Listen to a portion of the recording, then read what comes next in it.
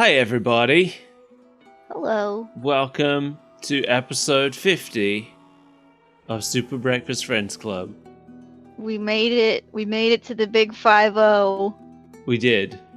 Do you feel ready to retire?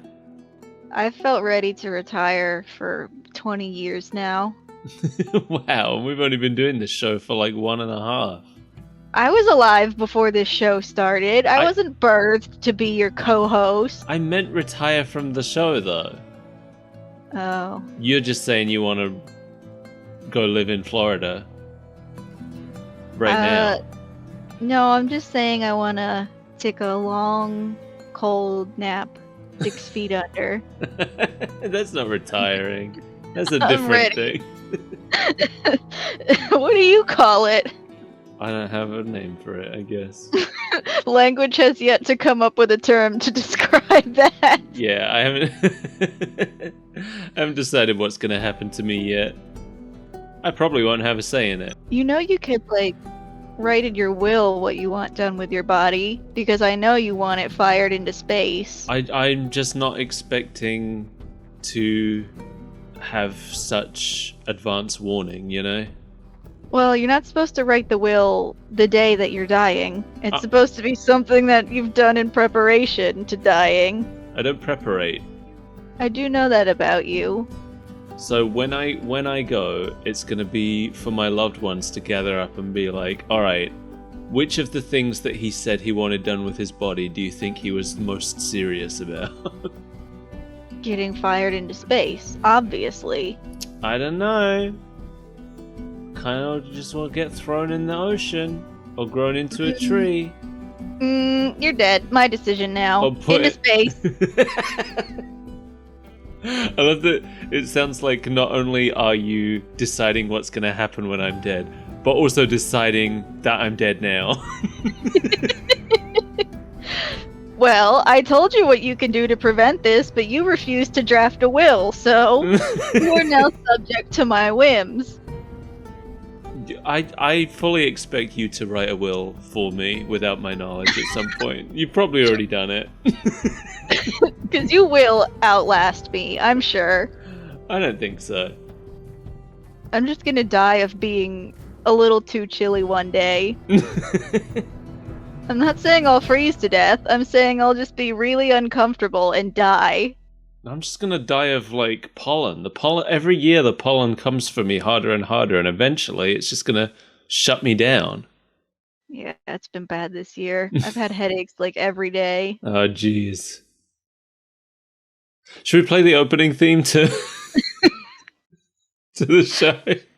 To the show that we're doing, our 50-year super special anniversary long episode. Yeah. Here's the Okay. theme song.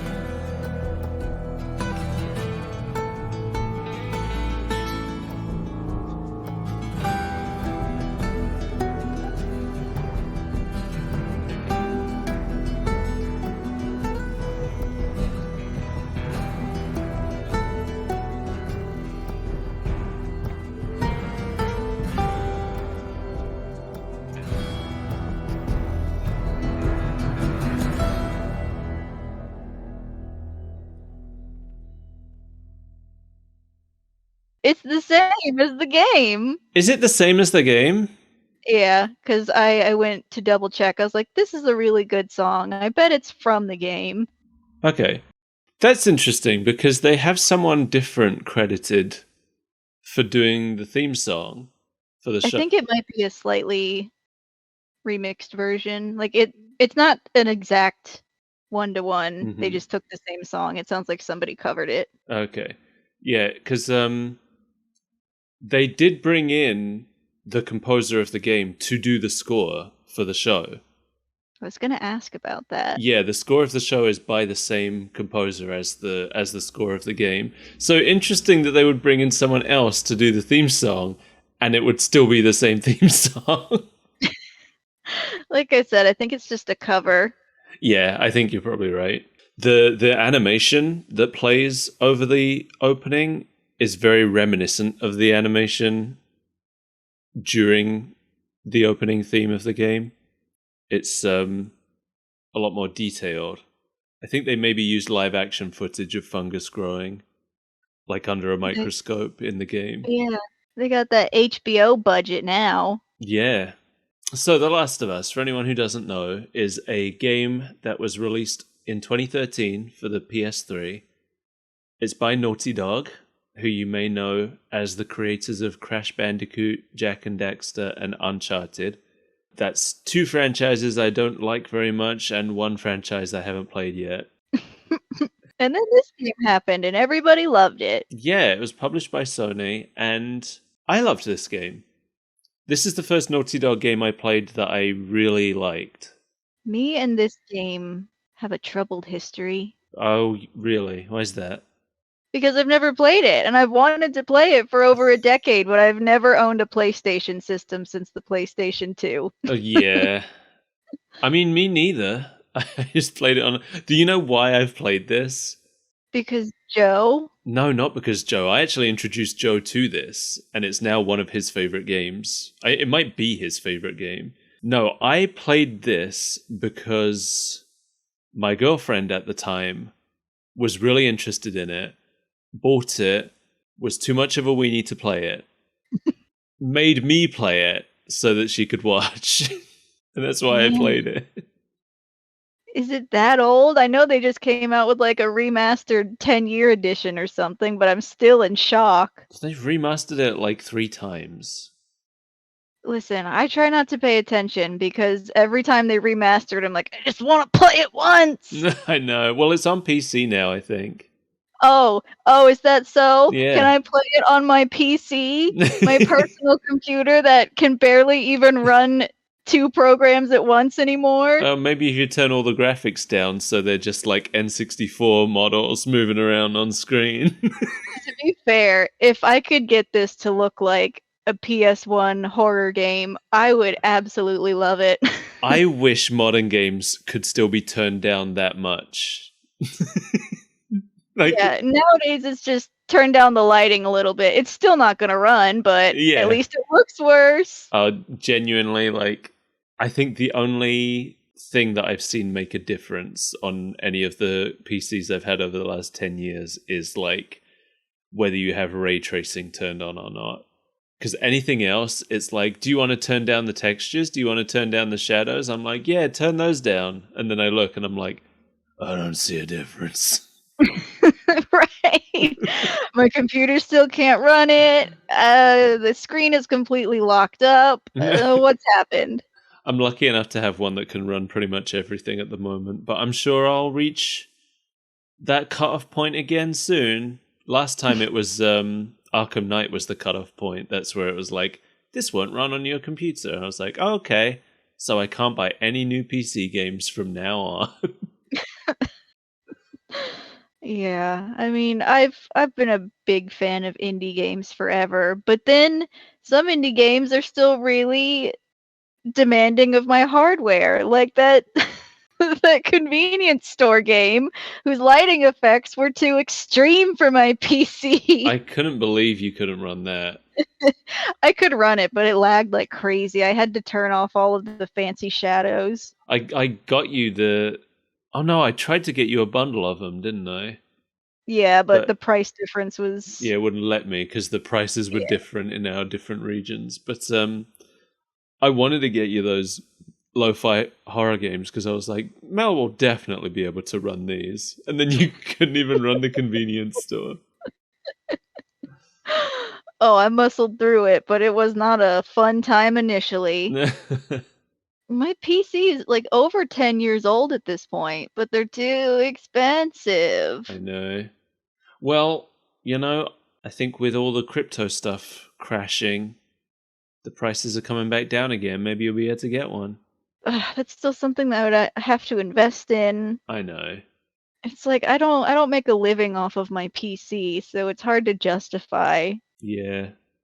We need to start making you a living off of it. You gonna make me into a soulless streamer? Why has it got to be soulless? Because I gotta rake in the big money to support my video game addiction. Oh, yeah. Well, no, because at that point, they send you all the games for free. The people who are making the most money from playing video games are the people who don't have to buy any video games. That's true. Because I've noticed that now, like, the really successful streamers, all they do is, like, message the company on Twitter and are like, hey, can I get a free copy of this? And the company's like, yeah, anything for you. Just please don't be mean to it. It's like, man, I wish I was rich off playing video games so I didn't have to buy video games anymore. That's part of why I don't play video games anymore, because I can't buy video games. And then when I do buy video games, it has to be on the Switch because my PC can't run video games. That's how it goes. The Last of Us. The Last of Us was a game directed by Bruce Straley, who is known for working on Gex 2 and 3. Hell yeah! He started at Naughty Dog with Crash Team Racing, and the first game he directed was Uncharted 2, which I've heard was good. And the creative director was Neil Druckmann, who started working at Naughty Dog as a programmer on Jak 3, and he was a writer and designer on the entire Uncharted series. Early in development, the game was going to be titled Mankind, and it was set in a world with a zombie disease that only affected women. And the player had to escort an immune woman through the world. The female Naughty Dog employees were not super jazzed about that premise, apparently. I can't imagine why. No. But that concept was scrapped. The plot we ended up with seems to have come from an idea that Druckmann had when he was at university. There was some kind of thing where all the students made game concepts, which they presented to George A. Romero, and Romero would choose a winner from the different concepts. Druckmann's concept was a game about a cop who had to protect a little girl during a zombie apocalypse. The cop had a heart condition, which meant that every now and then you'd have to switch over to playing as the little girl instead. While he, I guess, had heart problems on the ground. So she's like a service dog that alerts him when he needs to get to a safe place. And then goes and finds help by shooting all the zombies. Yeah. It was described as being kind of like Ico. I haven't played Ico. I played Shadow of the Colossus and loved it, so I'd probably like Ico. I don't think they're quite the same thing, but okay. Well, they're like made by the same person and they're, I think, set in the same universe. But like, yeah, very different concepts. But, you know, I would like the vibe of it, probably. The idea didn't win. Romero didn't choose it. But Druckmann reworked it into a comic book miniseries and pitched that. And then that was turned down by publishers and didn't go anywhere. And then it eventually kind of evolved into The Last of Us. So this wasn't going to be a TV series originally. They were making a movie in 2014. Mm-hmm.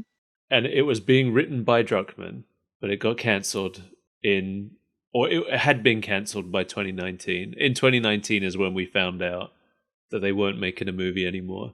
And that year, Craig Mazin, or Mazin? I really want it to be pronounced Mazin, so his name's Craig Mazin. You can't just go making up the truth. Which one is it? It's probably Mazin. I don't know. He is known for being a writer on Scary Movie 3 and 4, which I haven't seen, Hangover 2 and 3, which I haven't seen, but he's best known as the creator of HBO's Chernobyl, which I've heard is very good. So, yeah, that's pretty good. I've seen it. Okay. I'm not gonna go and watch Scary Movie 3 and 4. No, I wouldn't recommend. Based on that pedigree, but he was really into the game. And when he found out they were working on a movie based on it, he was disappointed because he thought it would work better as a TV series. And I agree with that. Mm-hmm. The story goes on too long. The story takes place over an entire year, and like the seasons change. I think that's like, I think it would be too much for a movie. You'd have to cut a lot to squeeze it in. Yeah. So he met Neil Druckmann in 2019, right after the movie had been cancelled. And he suggested that. He suggested it should be a TV series. And they started working on a pitch together. And they presented that pitch to HBO a week after they met for the first time. And apparently Druckmann said that he was open to changing parts of the story, provided there was a strong reason to do so. And I'll get into that a bit later. Okay. I got some stuff to say about some changes they made.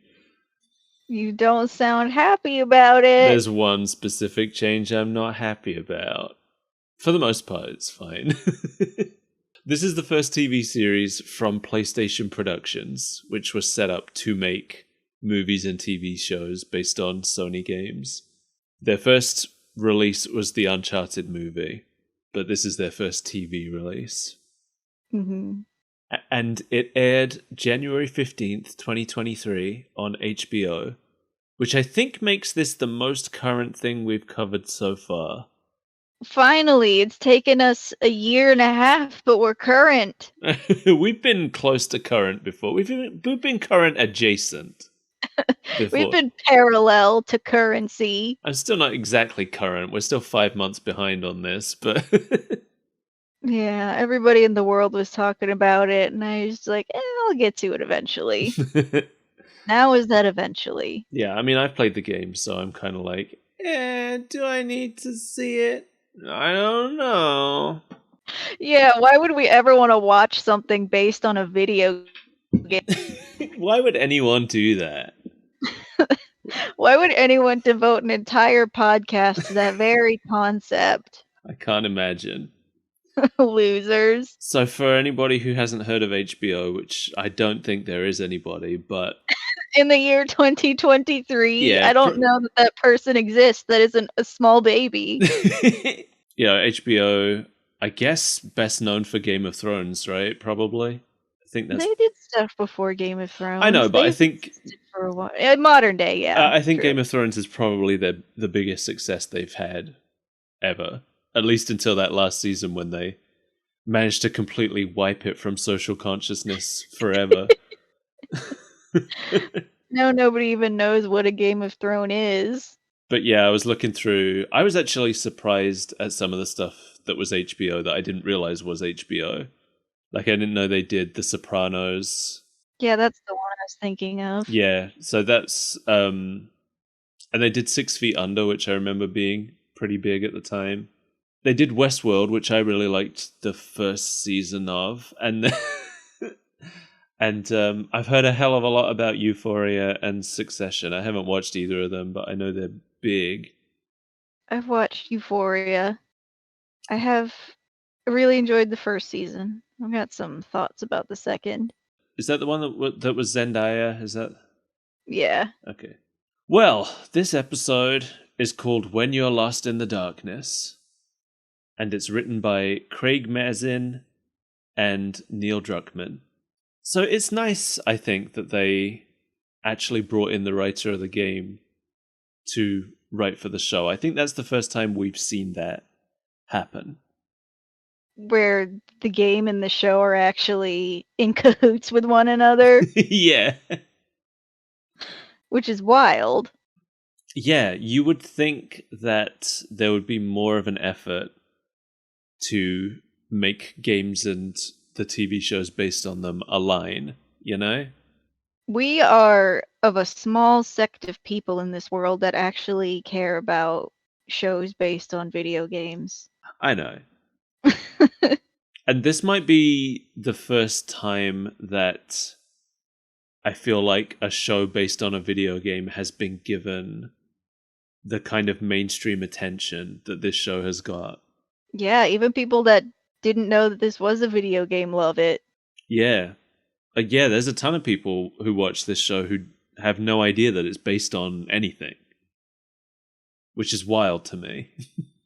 They don't even know what a Nintendo is. So this was originally written as 2 episodes, and they combined it into one because they felt like audience wouldn't be invested with such small exposure to Ellie after the first episode. Because I think that would have meant the first episode would have ended and all we would have seen of Ellie is her chained to a radiator.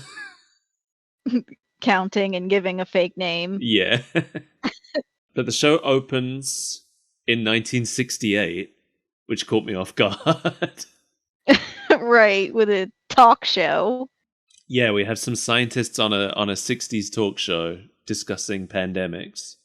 And one of the scientists says that the real threat isn't bacteria or viruses, but it's fungus. And he talks about a bunch of different fungus types, including cordyceps, which was the main inspiration for the fungus in this game. I mean, that's what it is. I mean, yeah, cordyceps is, for anyone who doesn't know about cordyceps... Who doesn't know about cordyceps? See, I knew about cordyceps. I learned about cordyceps in, like, the 4th grade, and I was fascinated with it. Because they're terrifying? And then Pokemon came out, and then we had Paris and Parasect, who are also based on cordyceps fungus. Yeah, but you are pretty much the only nerd in the world that knew that. Because you read the Pokedex. It doesn't mention cordyceps in the Pokedex. That's even more embarrassing for you. Yeah, cordyceps is a fungus that takes over, it grows in the brain of an ant and takes over its body and then makes the ant climb up to a high place to release the spores. And then the mushroom kind of erupts from the ant's head. Nature's wild. Yeah. But he talks about how fungus like that don't work on humans because our bodies are too warm. And he says that what if the fungus evolved because of something like, say, the world getting warmer? What a wacky idea. And what's scary about that is that not long after this aired, scientists found out that this is really happening. That is evolution, yeah. That's Yep. what makes it so terrifying, because it has a foothold in reality. Yeah, I don't think it's happening right now with cordyceps specifically, but fungal infections are apparently on the rise because fungus is developing to adapt to the warmer temperature, and that means that it's adapting to live inside of human bodies now. I am excited for our fungus overlords. I can't wait for our first fungus president. I'm not going to talk about all the actors in this show because it's live action, which means there's way more actors than there normally would be for an animated show. I'm only going to talk about the actors who play characters who were in the game. Okay, well, I have something to say about these actors. Well, okay. Well, say, what's your thing? Because I do have something to say about one of them regardless. I was just going to say that this was a very strong opening. Mm-hmm. I thought all of the actors did a great job selling it. The host was very, very fun, and then you see the seriousness set on his face when he's like, "Oh no, this could actually happen." And it was a fun little science talk show to set up the show. Yeah, I think every actor in this, like in this whole show in general, did a great job. But yeah, this scientist part, there are some really good actors here. And I'm not going to talk about all 3 of them, but the one who does the most talking, who I didn't catch his name, so I've just written down Fungus Scientist. Lord Fungus. He is played by John Hannah, who is best known for his roles in 4 Weddings and a Funeral, The Mummy. He was on Agents of S.H.I.E.L.D. quite a lot. He was a scientist. Who was he in The Mummy? Huh? You can't just walk away from that. Who was he in The Mummy? He's Jonathan Carnahan. I knew it. Okay. Yeah, I needed to know. Okay. I mean, I don't remember the names of any of the characters. I was just like, yeah, John Hannah's in The Mummy as the guy who looks like John Hannah. I don't remember what he looked like in The Last of Us. He was on screen for a total of 1 minute. Okay. Well, anyway, what was interesting is that in the process of looking him up, I found out that I share a credit with him. What? Yeah. Princess Emmy, the Horse Girl movie that I worked on, animated movie. He played the king. He played Emmy's dad. Wow. I had no idea. I think I went to the premiere, but I think like two of the actors were there, and he was not one of them. You didn't become best friends with him so you could get him on the show that we plan to do 10 years in the future? He wasn't there. Then this is a useless credit. You're wasting my time. Well, listen, keep that in mind because it's gonna come back. Princess Emmy the Horse Girl? This TV show has multiple connections with the Horse Girl animated movie that I worked on in 2017. So, And yet, you're not friends with a single one of them. I'm not. I never met them. I was at the animation studio. You were in the sweatshop slaving away on backgrounds. Actually, I wasn't even at the animation studio. Yeah, I was at the background studio. The animation was being done in China, I think. Now we jump to 2003. The show handles the timeline kind of in reverse from what the game did. In the game, this section took place in 2013, which is when the game released. And then the story jumped 20 years into the future. In the show, the future part is set in the modern day, and this is 20 years in the past. So it's, it's the opposite. Yes. Did that make sense? I mean, I can follow basic numbers. Yes, but did I explain it right? I don't know. Okay. Let's just move on then. But we're in the past anyway. In the game, we weren't in the past here. We're in the present. But in the show, we're in the past. In the game, nothing takes place in the past. And in the show, nothing takes place in the future. We got it? This is a very confusing way to say that this is 2003. This is 2003. Well, I'm trying to explain that they approached it in a different way. You're going about it in a very convoluted manner. You're a convoluted manner. You've got You convoluted wish. manners. Convoluted like a fungus network. It's my favorite channel. It's all cordyceps all the time. It's just, it's our universe's Everybody Loves Hypnotoad. Everybody loves the mushroom. There's just no jarring noise. We just watch it kind of ebb and flow and release spores. So here we are introduced to Sarah and Joel. I don't think they have last names. I don't think that Joel is ever given a last name. That's okay. He doesn't need one. He doesn't need one. And I think, especially once you get to like the post-event timeline, it seems like last names don't really matter anymore. Yeah, society's collapsed. Who cares? Yeah, exactly.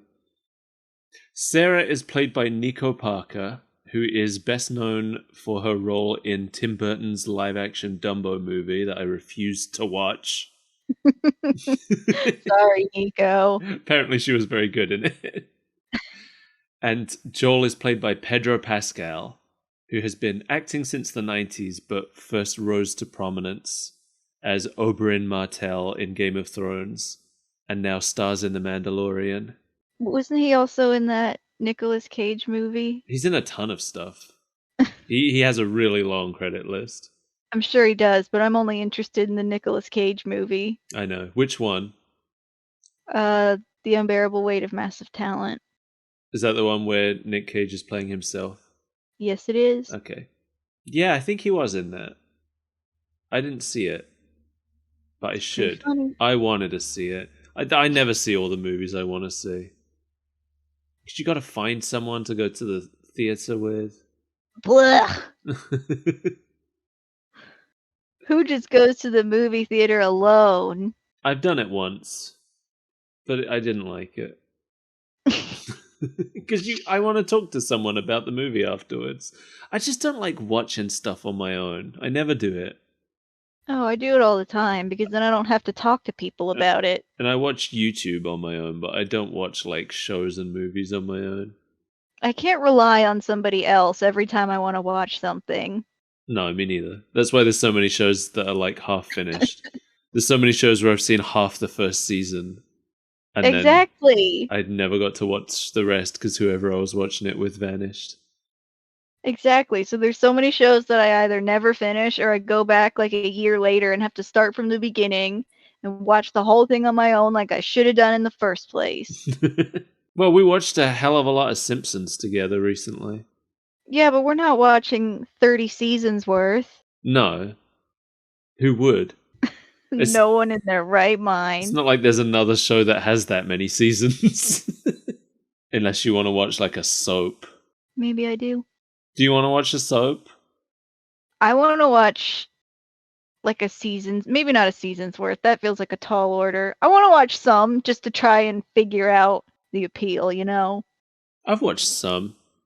I get the appeal. When there's not a lot going on in your life, that's the way that you can have like drama to gossip about. Like, oh my god, did you hear that Marvin's husband came back with a new brain? Yes, I did hear, as a matter of fact. I thought they couldn't save it. It's a new brain. It's a new brain. I guess you're right. They didn't save it. They found him a new one. Dusted it off and crammed it in there. Everyone's sleeping with everyone else. And then like all the fallout from that.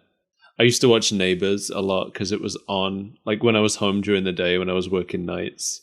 So Neighbours is an Australian soap. And I liked it because it wasn't as dramatic as most of the others, and it was like pretty lighthearted and funny. I think it became more dramatic over time. Good. But I want a telenovela. Like one of my biggest memories, my family used to watch a lot of EastEnders. And every Christmas, EastEnders is trying to like outdo itself for the most depressing Christmas story. So every Christmas, I just have that association of like Christmas songs with a character sitting in the dark contemplating suicide and like stuff like that. That's what Christmas is in EastEnders. Christmas is just watching Train Spotting alone in a dark room. It's Train Spotting, except every scene has Christmas decorations up, and like while all the depressing stuff is happening, you can hear people in the ambient sound in the background outside the house singing carols, and like that's what EastEnders Christmas is. That sounds kind of incredible to me. I'll try and find a Christmas episode and we'll watch it. Good. So The Last of Us. This is going to be a longer episode than usual just because we keep getting sidetracked. I blame you. Yeah, you should. I came in here ready to start this episode, and you start talking to me about a Magikarp with legs for half an hour. Well, see, I can't put that on the show because I didn't record it. No, but now they know it's out there. It's not out there. I didn't record it. It's in the ether. It has manifested into reality. You have darkened the world. That was heard only by you, me, God, and my upstairs neighbor. I have an octopus here with me, and he heard the whole thing. No, he didn't. He sure did. He's right here. Your headset is not that loud. You don't know how good his hearing is. That's true, but he's an octopus, so probably not great. So, Sarah wakes Joel up in the morning. We haven't even started talking about the show. We're at the beginning. I need to go to bed sometime today, Mike. It's Joel's birthday. And Uncle Tommy shows up. Uncle Tommy is played by Gabriel Luna, who I recognized. It turns out I recognized him because he played Ghost Rider in Agents of S.H.I.E.L.D. That's not the real Ghost Rider. No, I know how you feel. He also played Rev 9 in Terminator Dark Fate, one of the many Terminator projects I have not watched. Yeah, I didn't know that they were still terminating. No, this one came out in 2019, apparently. Jeez. I haven't watched any Terminator stuff since Terminator 2. As far as I'm concerned, that was the last one. I think I might have seen Terminator 3, but it's not worth it. Oh, I did watch the show, at least the first season. The But I Sarah don't Connor remember. Chronicles or whatever it was? Yeah. Was that any good? I don't remember. That was like 20 years ago. Oh, was it that long ago? I mean, I know you're being hyperbolic, but was it really? Oh, I'm looking it up. Feels like it was just yesterday. 2008. Holy shit, it almost was 20 years ago. Yeah, that's when Summer Glau was still doing stuff. Wow. No, Glau. Oh, my bad. So I thought it was interesting that they have basically changed the race of Joel and his family. Because they're all super white in the game. But they're like a mixed race family here, I assume. Yeah, mom's dead. Yeah, I'm assuming that mom was black just based on how Sarah looks. Just based on how, life works. Well, you don't know. Mutations happen. Is this a Joseph Gribble scenario? You're going to have to explain that reference. What, you're telling me that our audience doesn't know the deep cuts of King of the Hill? They might not.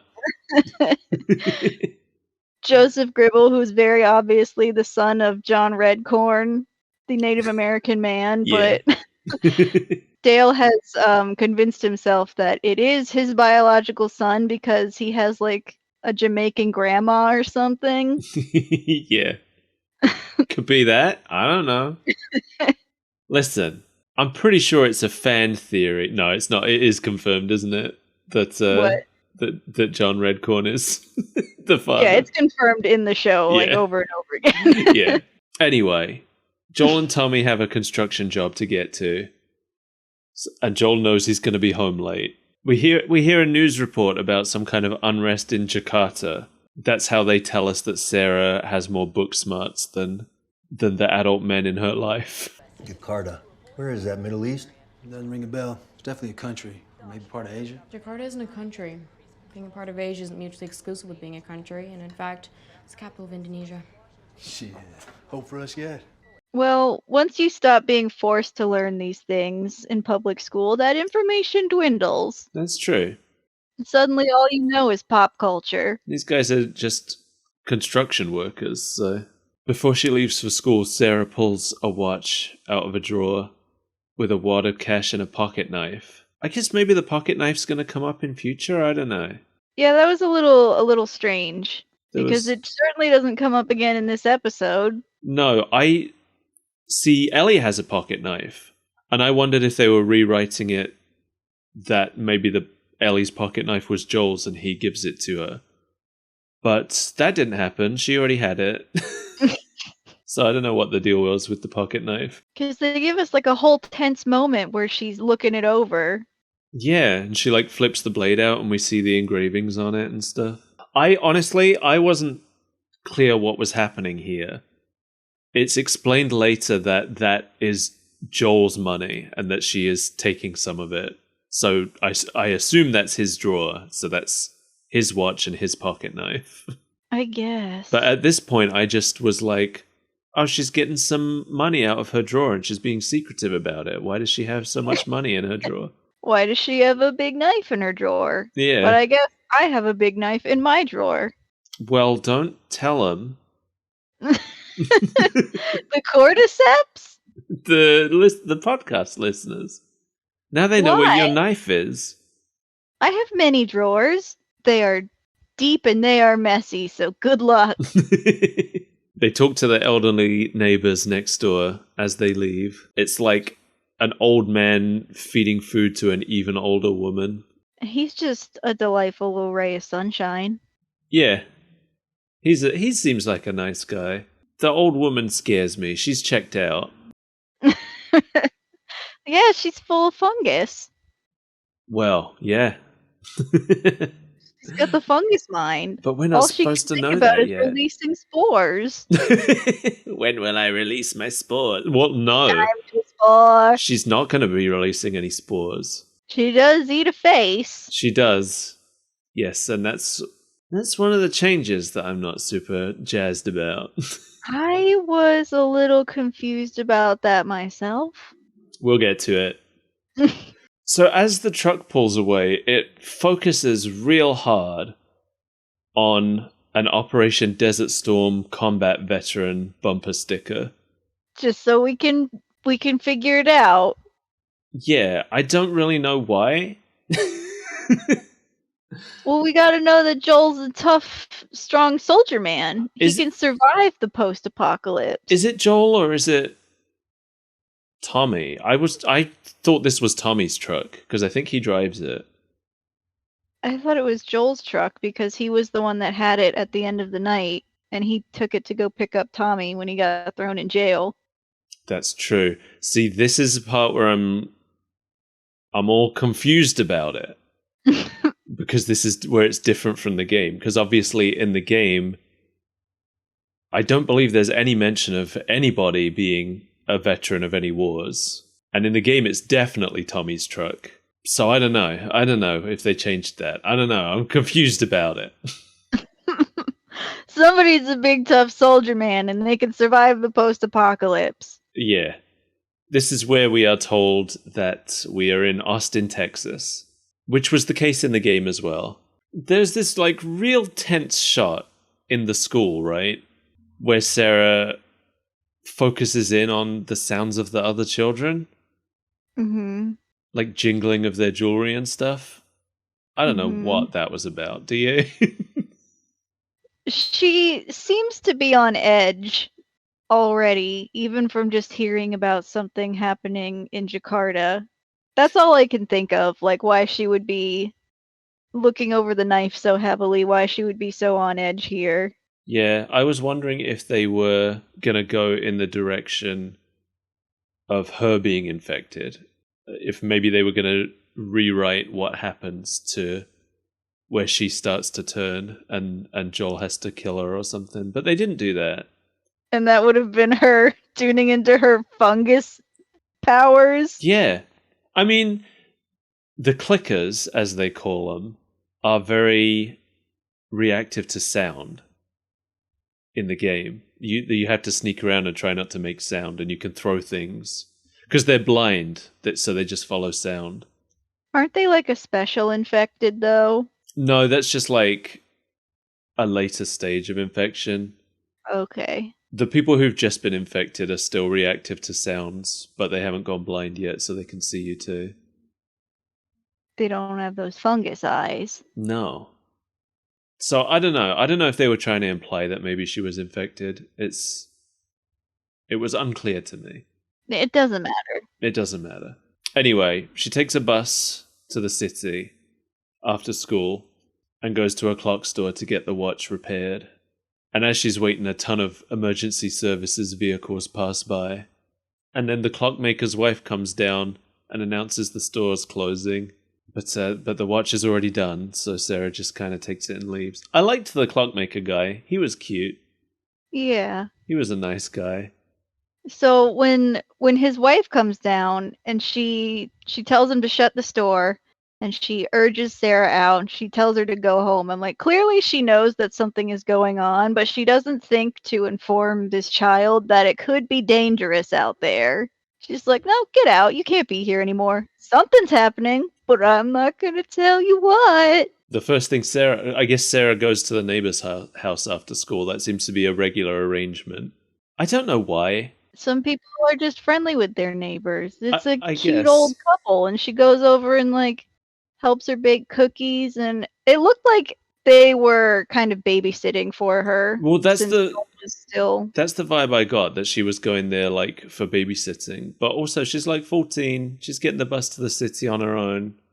Yeah, but that's why when they're first introduced and they mention that she hasn't been over in a while, they kind of imply that at this point it's kind of become just like a nicety that she does. That's true. Yeah, this lady clearly hasn't been watching the news or anything. She doesn't know what's going on. Sarah's looking through stuff on the shelf, and the old lady's being freaky in the background out of focus. Mm-hmm. So it freaked me out because I wasn't looking at her until I noticed her mouth opening. I mean, the way that the shot was framed, I knew it was going to happen. It freaked me out the first time. I was like, oh, that's like effectively weird because you don't know what she's doing or why. Well, you know why, because you've played The Last of Us. But I went back and I watched it again because I was like, at what point did she start doing... Because that's the thing, like, I noticed it out the corner of my eye and I was like, how long's she been like that? It doesn't start right away. Like, it gives you a good build-up where you just know that something is going to happen because of the framing. Yeah. But she, like, halfway through, she'll finally open her mouth and be creepy. So I went back and watched it, and when you watch it knowing it's going to happen, it's kind of funny. Yeah, you need to watch more horror movies. This stuff it's all right there for you to guess. Did Sarah... So the old woman's making cookies, right? The lesser of the two old women. The younger of the older. The responsive old woman. I was trying to remember... Does Sarah eat any of the cookies? No, but she tells her to take some home. Okay. Because Sarah's starting to get really weirded out by this point, and also she just doesn't want to spend her whole day with these old people. She's weirded out. Like, the dog is just staring at the old woman and whining. The dog knows that it's not right. Apparently, the second episode strongly hints that the infection was spread by fungus in flour that was shipped out from Jakarta. Mm-hmm. So that's like the connection to the cookies, I guess. Okay. But we never really get to see... I mean, we do get to see them, the two lesser older people infected, but that's after they've already been attacked by the infected woman. Yeah. He was feeding her something in the morning. Maybe it was cookies. I can't remember. Is biscuits, Biscuits, that's right. So I guess they would still have flour in. I suppose. But yeah, apparently Oh, yeah, and Joel turned him down. in the game it's never explained where the infection came from or why. But the show explains that it was flour. It was tainted flour getting shipped around the Fine. world. It's always flour. Yeah. Then there's like a bunch of planes that fly over the neighborhood. Real low. Military aircraft. So it's clear that something's wrong. It's been clear that something's wrong. They are not subtle about it. And now, this is where the game opens. Oh, okay. So the game opens with Joel arriving home at night with Sarah asleep on the couch. The show decided to spend more time with Sarah to get the audience more attached to her. Yeah, I had a thought when I was watching this that, like, so many zombie movies or shows, they start off with a family, but there's usually already problems in the family. And then this is just this cute little tiny family, and the whole time I'm like, no, I don't want to watch this anymore. I don't want to see where this is going. Aww.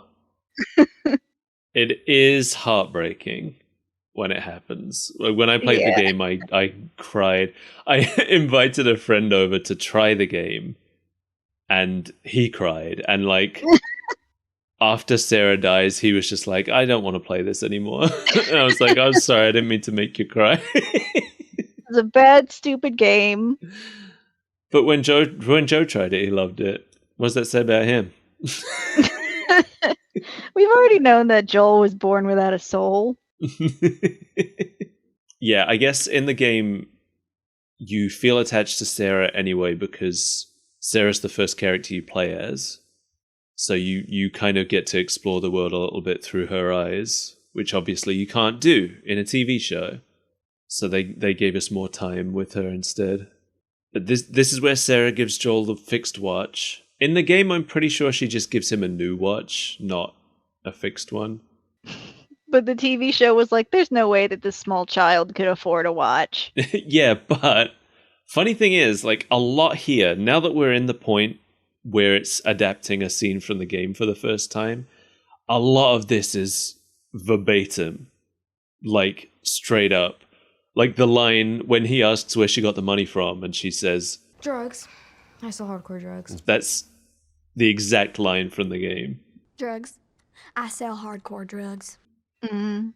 But in the game, she doesn't elaborate on that. In the show, she elaborates and says, actually, I stole the money from you. In the game, it's just left at that. We're never told where she got the money from. Yeah, in the game, she actually does sell hardcore drugs. As far as we know.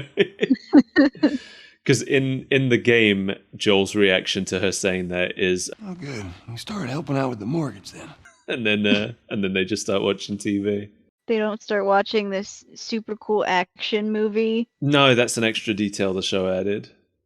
Guess an extra bonding thing. I like the detail that Joel knows it's gonna stink, and that's why he wants to watch it. Yeah. Felt very relatable.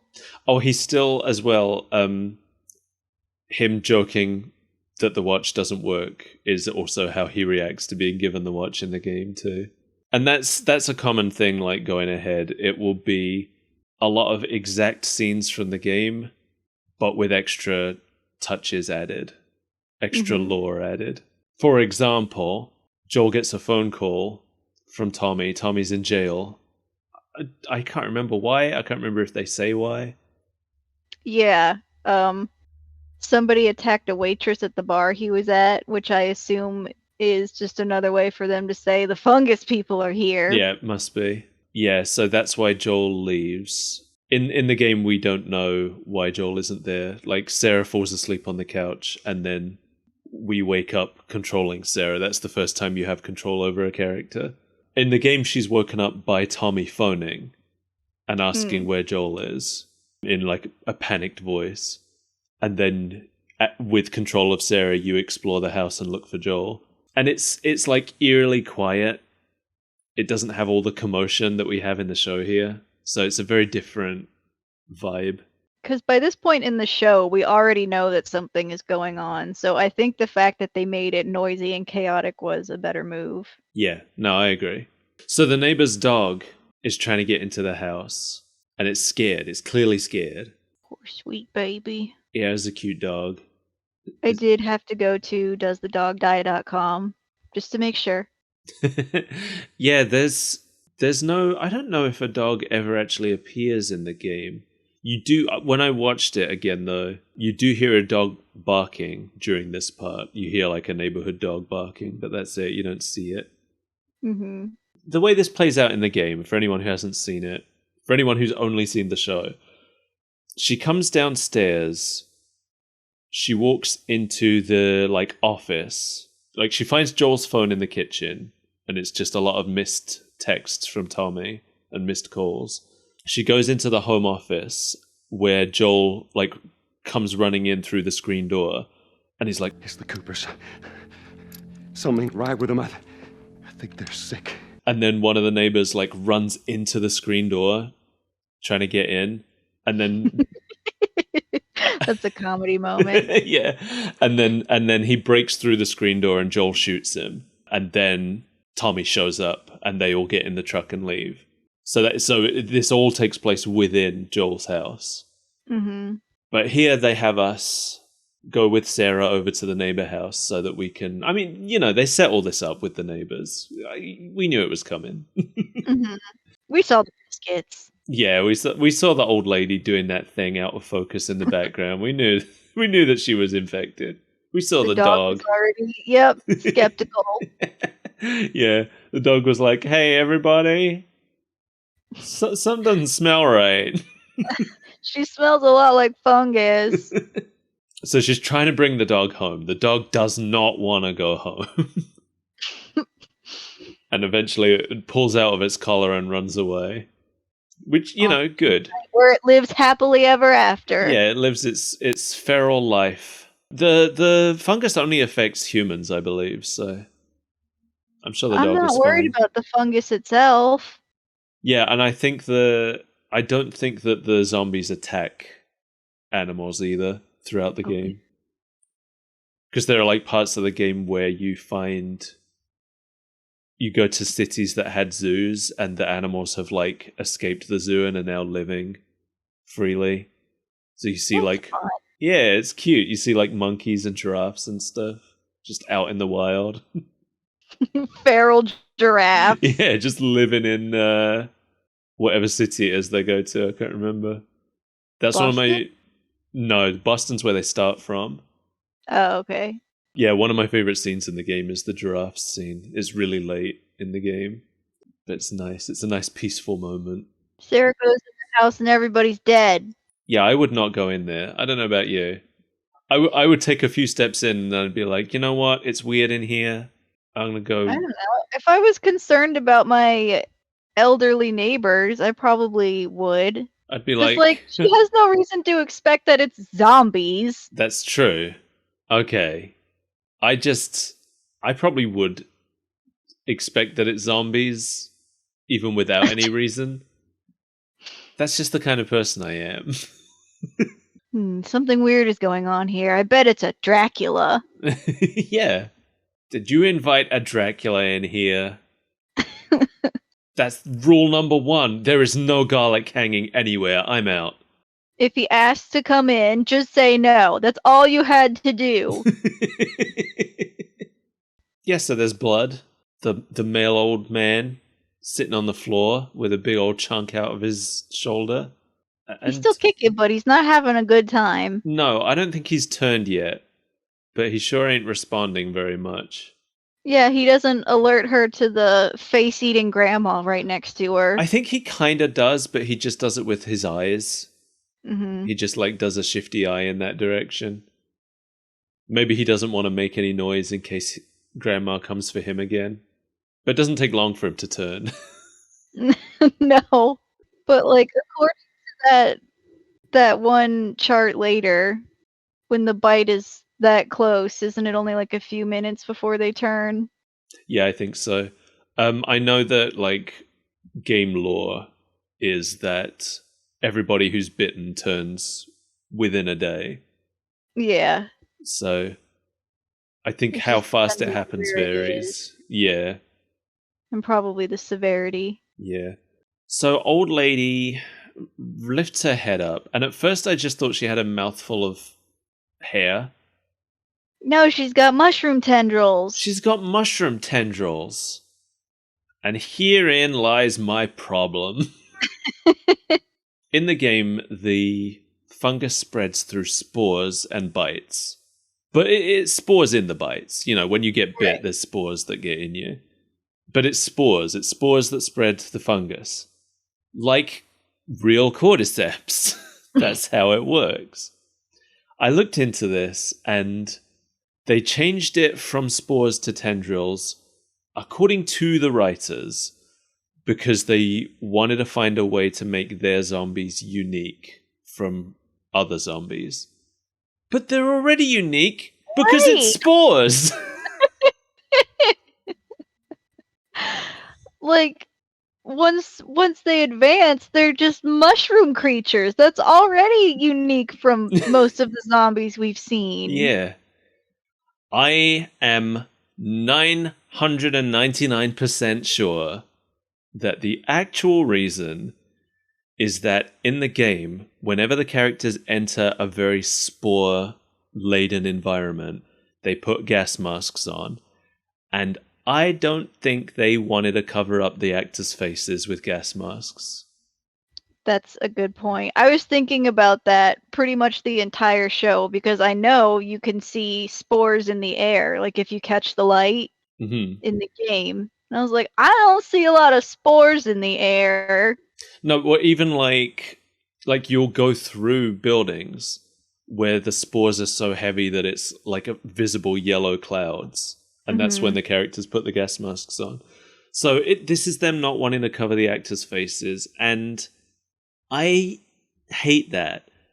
Because they don't even, in the game, they don't wear the gas masks that often. Right, they're not going to wear it in the quarantine zone because there aren't spores in there. They don't even wear them most of the time when they're outside. I actually forgot they even had gas masks in the game because they put them on pretty rarely. It's only when they're going through the inside of a building. That's the only time they put gas masks on. We could live with that in the show. We don't need to see Pedro Pascal's face 24/7. He's tired of having his face covered as the Mandalorian. He Yeah. wants to be I free. wonder if that's what it was. I'll do it if you don't make me wear a mask. But I definitely thought about that when they encounter the fungus wall man. And I was like, wouldn't this room be lousy with fungus spores? And in the game it is. Yes, that's that part in the game, that part is the only part that we see in this episode where they are wearing gas masks. Because they put them on when they get into that basement. But they left that part out. They left out the masks. It's like, literally, it would have been less than 5 minutes of them wearing masks in this hour-and-a-half episode. And then they wouldn't have to animate all those mushroom tendrils. Yeah. Yeah, they could just put some particle effect spores around. Would have been great. It's dumb. I'm mad about it. That is, I will say, that is the only change they've made in this episode that angered me. Okay. Beyond that, I thought this was very good. So Sarah runs away from Old Lady Tendril Mouth. How did you know my high school nickname? Because I gave it to you. Joel and Tommy show up in the truck just in time and kill the old lady. They kill her dead. Yeah, he whacks her with a pipe wrench. Yeah. I thought Tommy was going to shoot her, but nope, they let her get real close for that. Tommy chickened out. I Probably can't- like, is she mushrooms or is she dancer?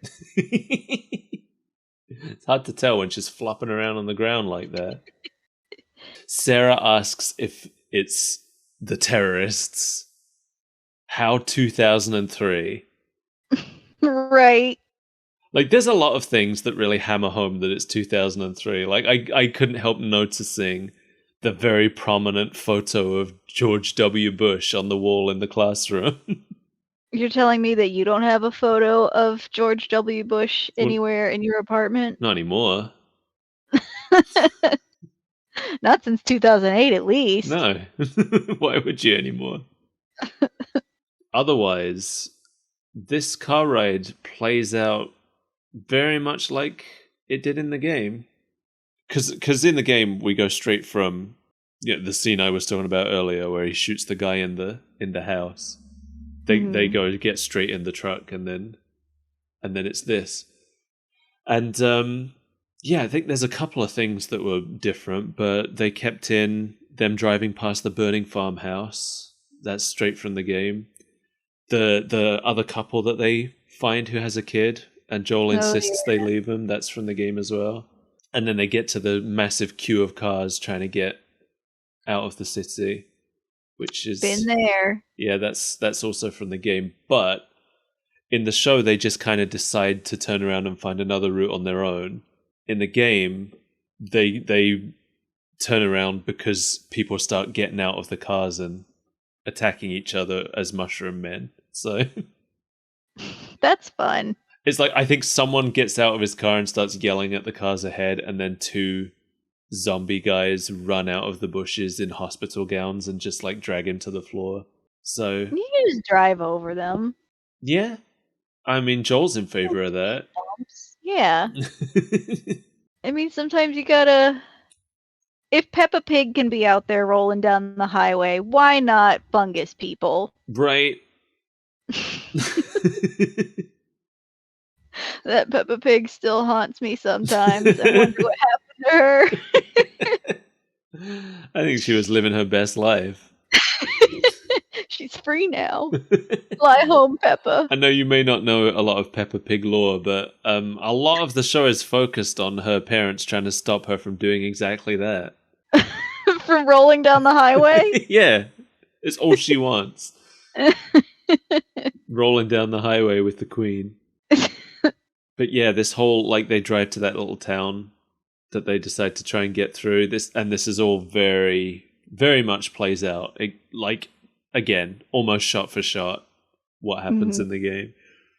The only major difference is that there's that part in the show where another car comes very close to slamming into the side of theirs. Mm-hmm. In the game, that car is what hits them and knocks them over and makes them have to get out and go on foot. In the show, it's a plane crash. Well, it's a plane crash, but also doesn't a cop car come behind them and slam into them? Does it? I was just so focused on the plane. Well, the plane crashes and it knocks them, and like Joel is getting Sarah out of the car, and then a cop car comes and smashes into it right after he pulls her out. Oh, okay. Well, So it's both. it's both. Okay. Well, you know, I was convinced that the plane crash happened in the game because I have a really solid memory of a plane crash in a zombie apocalypse happening in a game. But I went and looked. Is that Left 4 Dead? No, it's not Left 4 Dead because it's like during initial outbreak that it happens, but I don't know what it's from because I went and looked at the game and it's not the game. It's not Last of Us, wherever it's from. If anybody out there knows what zombie apocalypse thing has a plane crashing in its initial outbreak, please let me know. Because we never see the actual outbreak in Left 4 Dead, do we? It's already happened. We're just thrown right in. Yeah. You have to read the comics if you want to learn anything about it. Yeah. Joel and Tommy get separated way earlier in the show than they did in the game. Because they're like immediately separated. Mm-hmm. There's a big section here in the game where you have to carry Sarah and you just have to run while Tommy shoots and kicks and punches any zombies that come after you. It's basically an escort mission where you're the one being escorted. Oh, finally, the tables have turned. Yeah, the AI is the one escorting you for once. In the game, they end up separated because I think they go through a bar and Tommy holds the door closed so that they can get away. Mm-hmm. And Joel's like, I'm not leaving you. And Tommy's like, you've got Sarah. I can outrun him. So you end up going with Sarah and Tommy holds the door closed long enough that you can get away. I did think it was kind of funny in the show how they got separated. I was like, this feels very much like a video game where suddenly the only passage is blocked and you have to go the long way. It is really funny that the show's version of events felt more video gamey than the video game version, yeah. So we get to the infamous scene. Joel is confronted by a military guy while holding Sarah. And this is basically shot for shot, exactly as it goes down in the game. Mm-hmm. The dialogue is a little bit different. Mostly just the soldiers' dialogue. I went and looked at the original again, and the soldiers' dialogue in the game is better, I think. But it's also maybe... In the show, all we hear from the soldier is just, yes, sir. He just says, yes, sir, over and over again. Yes, sir. Yes, sir. Yes, sir. He does, but you can tell he's apprehensive about whatever he's agreeing to. You can, and I don't know, maybe it's better that that's more subtle in the show. In the game, his line is... Sir, there's a little girl. But... Yes, sir. So, like, you get a better sense of how the conversation's going down, you know? Mm-hmm. But I think you do still understand it just from the repeated yes sirs, but I prefer the game version personally. I think the game version feels more real to me. Like this guy's questioning his orders, but he's still following them. He does still question them because when he goes up to Joel later, he apologizes for it. Does he? Yeah. I'm sorry. I don't remember him going up to Joel later. Well, like... Wait, so doesn't Tommy kill him? He fires at Joel, and somehow he ducks Oh, out of the way. that's right. No, So he goes down the hill. yeah, he fires at Joel, but he just hits Sarah. Yeah, even though she's in his arms. Yeah. So they go down the hill a bit, and the soldier follows because he has to kill him, make sure they're both dead, and he apologizes. That's true. And then Tommy comes and kills him. I don't think he apologizes in the game. Maybe he does. I'm not sure. Yeah, he takes his initial shots. He gets Sarah right in the gut, and he just grazes Joel's side. Or was that just in the game? That was in the show. Okay, good. But yeah, the whole all of it just plays out shot for shot like the game version. And I think that was the right call. Yeah. Because the game version was very well done. I don't think there's any way you can really improve on it or change it. No. And then we have the time jump. 20 years later. Sarah's dead. And now it's modern day. And now it's modern day. Or if you're playing the game, it's it. Actually, I guess if you're playing the game, then now it's 2033. But in the show, it's 2023. They still kept the 3 at the end. That's neat. Coincidence? We're now out of the realm of stuff from the game. We have a whole segment of stuff that's just fully new for a while here. Basically, rule of thumb, if Joel isn't present, then it wasn't in the game. Okay. Because everything in the game we only experience from Joel's perspective. With 2 exceptions. One exception is the very beginning, when you're playing as Sarah. And the other exception is, I think about 2/3 into the game, there's a segment where you play as Ellie. But outside of that, we only experience events that Joel's experiencing. So if Joel isn't here, this scene wasn't in the game. And we have some kid. I thought it was pretty clear immediately that this kid was a zombie, shambling through the undergrowth. I mean, I think that's what they were going for, even though he has not turned. Yeah, but he's doing a stumbly walk.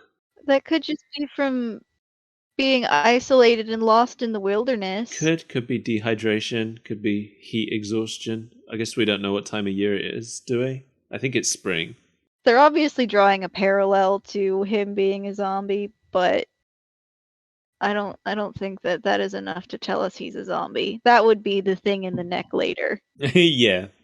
So he walks pretty close to a quarantine zone. The sets were incredible, by the way. Mm-hmm. Really well built. He walks up there and he collapses, and the guard runs over. And I honestly, as he was shambling up to the place, I was expecting the guard to just shoot him. Yeah. That's where I thought this was going. But he runs over and grabs him, and they bring him in strapped to a chair. It's pretty clear immediately that they're examining him for infection. They're asking him questions and stuff. It is. And while he's seated there, they give us a nice shot of the rules of cordyceps, the symptoms, and how long it's going to take before someone turns. Yeah. This is all stuff that's it's not directly told to you in the game. It's just environmental storytelling. But it's harder to do environmental storytelling in a TV show because the audience... This was technically environmental storytelling because it was just posters on the wall. It was, but I mean you know what I mean. I mean stuff for the audience to It's harder to do environmental storytelling in a show because the audience can't literally wander the set. Mm-hmm. So the environmental storytelling is never going to be as subtle as it is in the game. And that's just a restriction of the medium. I think they did a pretty good job, though. Oh, I'm not saying they did a bad job. I'm just saying, these signs are around in the game, but the camera never, focuses zooms in on them. Yeah. They're just things that you can choose to look at. I would like to add that I think that it was environmental storytelling for me because the only reason I stopped and focused on it as much as I did is because my roommate turned on the blender and it was very loud and distracting. So I paused it and it just happened to be on that scene. Yeah, I didn't read the signs. They weren't up long enough for me to read them. Yeah. So there you go. You didn't explore the scenery. I didn't pause and wander around with my eyes. That's true. So they use the scanner on him and it shows up red. It's fairly obvious what that means. Mm-hmm. And then they euthanize the kid. They sure do. And they're real nice about it. Yeah, they tell him they're gonna... I mean, I wonder if he can even understand them. I don't think he responds to any of the questions or anything, really. He does. Like, when Does the he woman nod? is... Yeah, Okay. he smiles and he nods with understanding. The woman says... She asks... well, she tells them that she will get him his favorite food after, and she asks, like, if he'd like that, and he smiles and he nods. Okay. He's largely unresponsive, but he's not a zombie. Why do you think he's a zombie? I don't know. I think everyone's a zombie when there's an apocalypse. like I said before, even if there wasn't an apocalypse starting yet, I'm always on edge for when it's going to happen. When's that shoe going to drop? I'm ready for it. And I don't think I don't mean I'm hang out. I don't mean I'm ready for it in the sense that, like, I've got weapons stockpiled or anything. I mean, like, when it happens, I'm just going to be like, oh, here we go. All right. Here's my neck. You'd get the noose, you tie it up. Maybe you just pour yourself a hot bath and get a razor blade. I'll just be there like, I knew it. Listen, I've been saying for years, you've been saying I was crazy. But who's laughing now? The zombies. As they eat your face. Yeah. Oh no, it's that laughing virus. The hyena zombies are coming. You can hear them chittering in the distance. In the distance, they're under your bed. They just appear. Any enclosed space now has a zombie in it. That's what I assume of any zombie scenario. Any enclosed space has a zombie in it. Nothing is safe. That's what we learned from Project Zomboid. No, what we learned from Project Zomboid was how to bully someone into eating a dead rat. Did you know that eating a dead rat is part of the tutorial?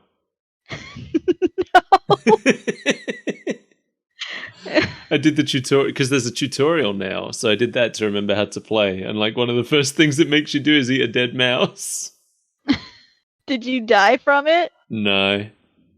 But it's just that girl that we bullied. I think she might have had some problems already. I don't think you can die that fast because she ate that dead mouse and died like immediately.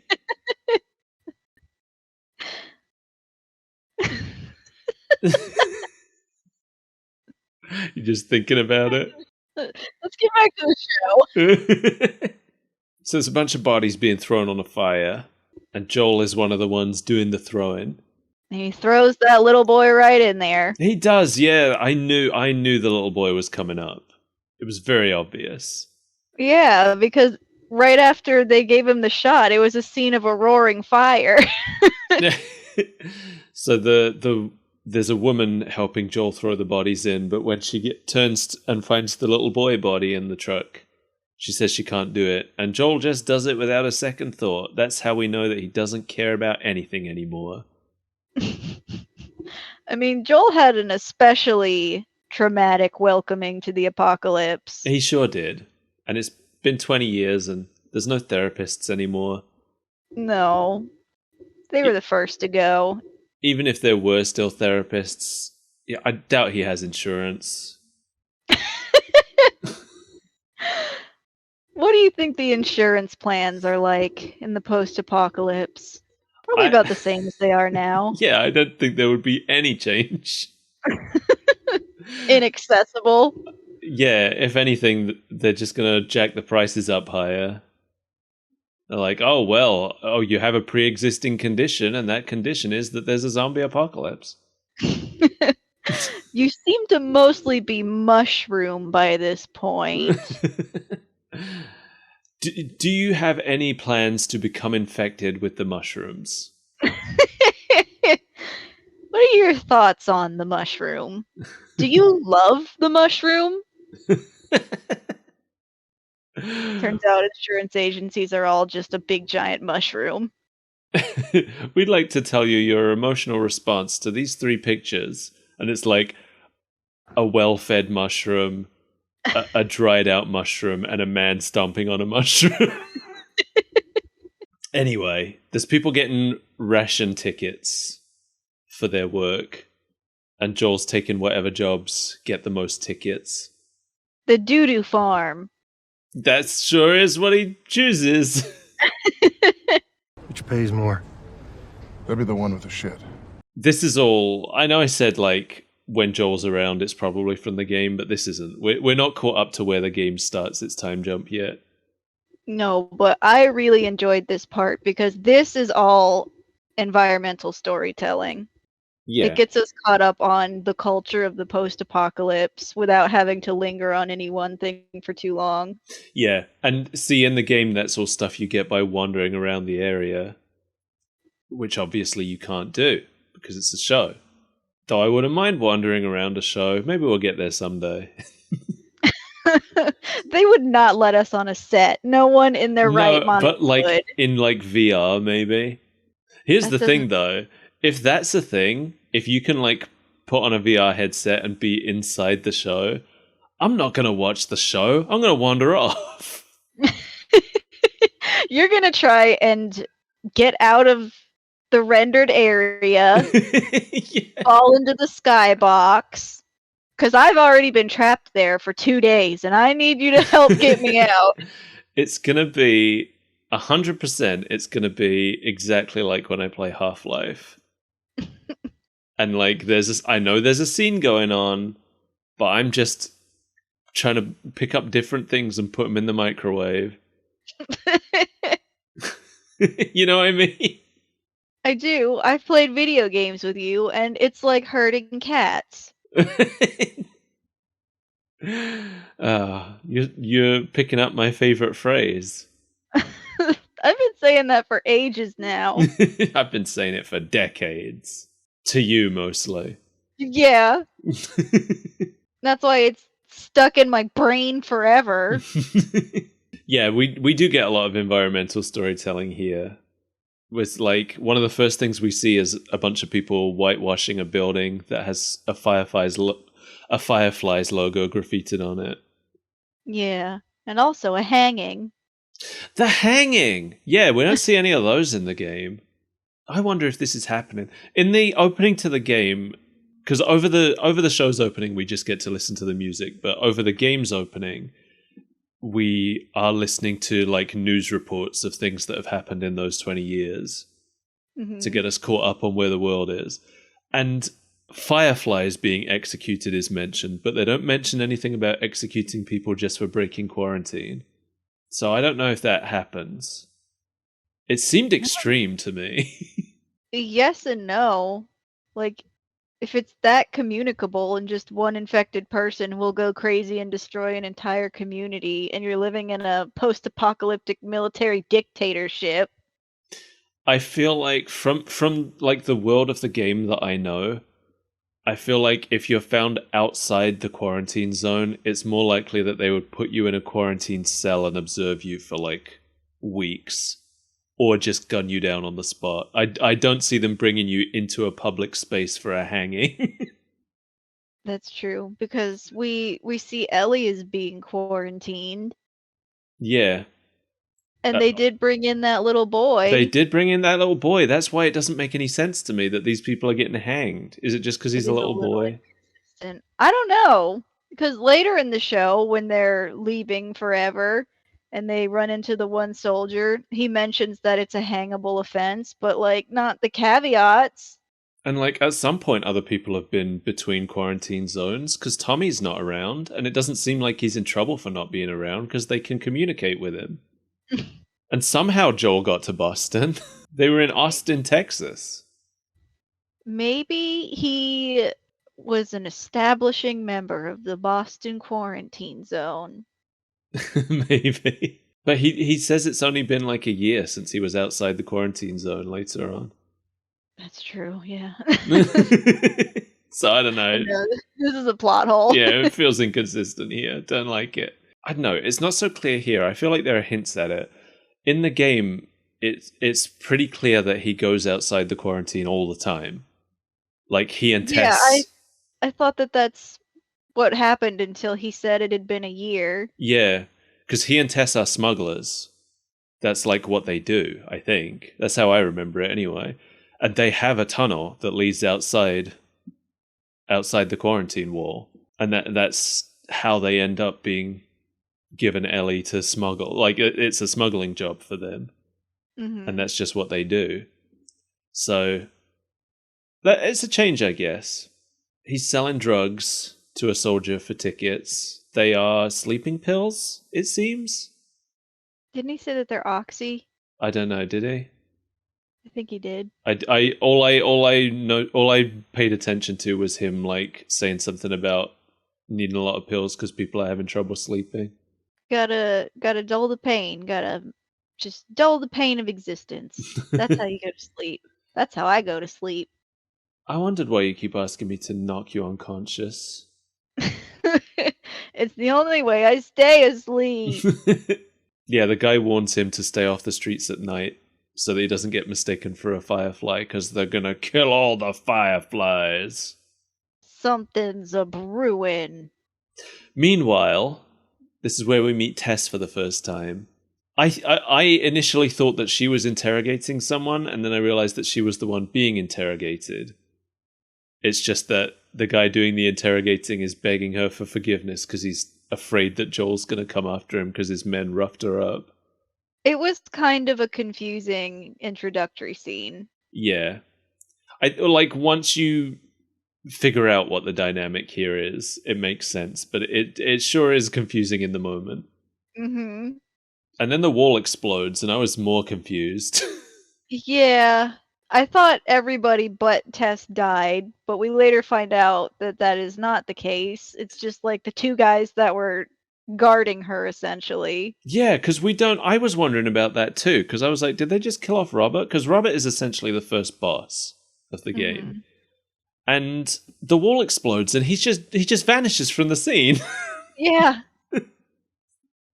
He just doesn't come up again for the rest of the scene, but he comes up again later, so...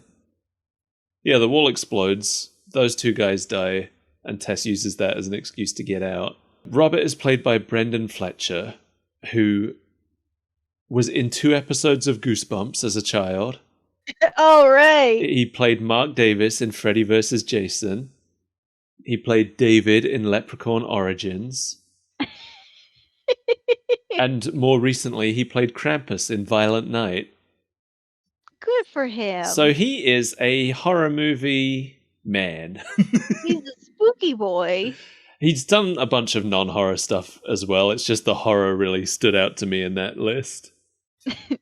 He also played Parasite in Smallville, apparently. I never watched that much of Smallville.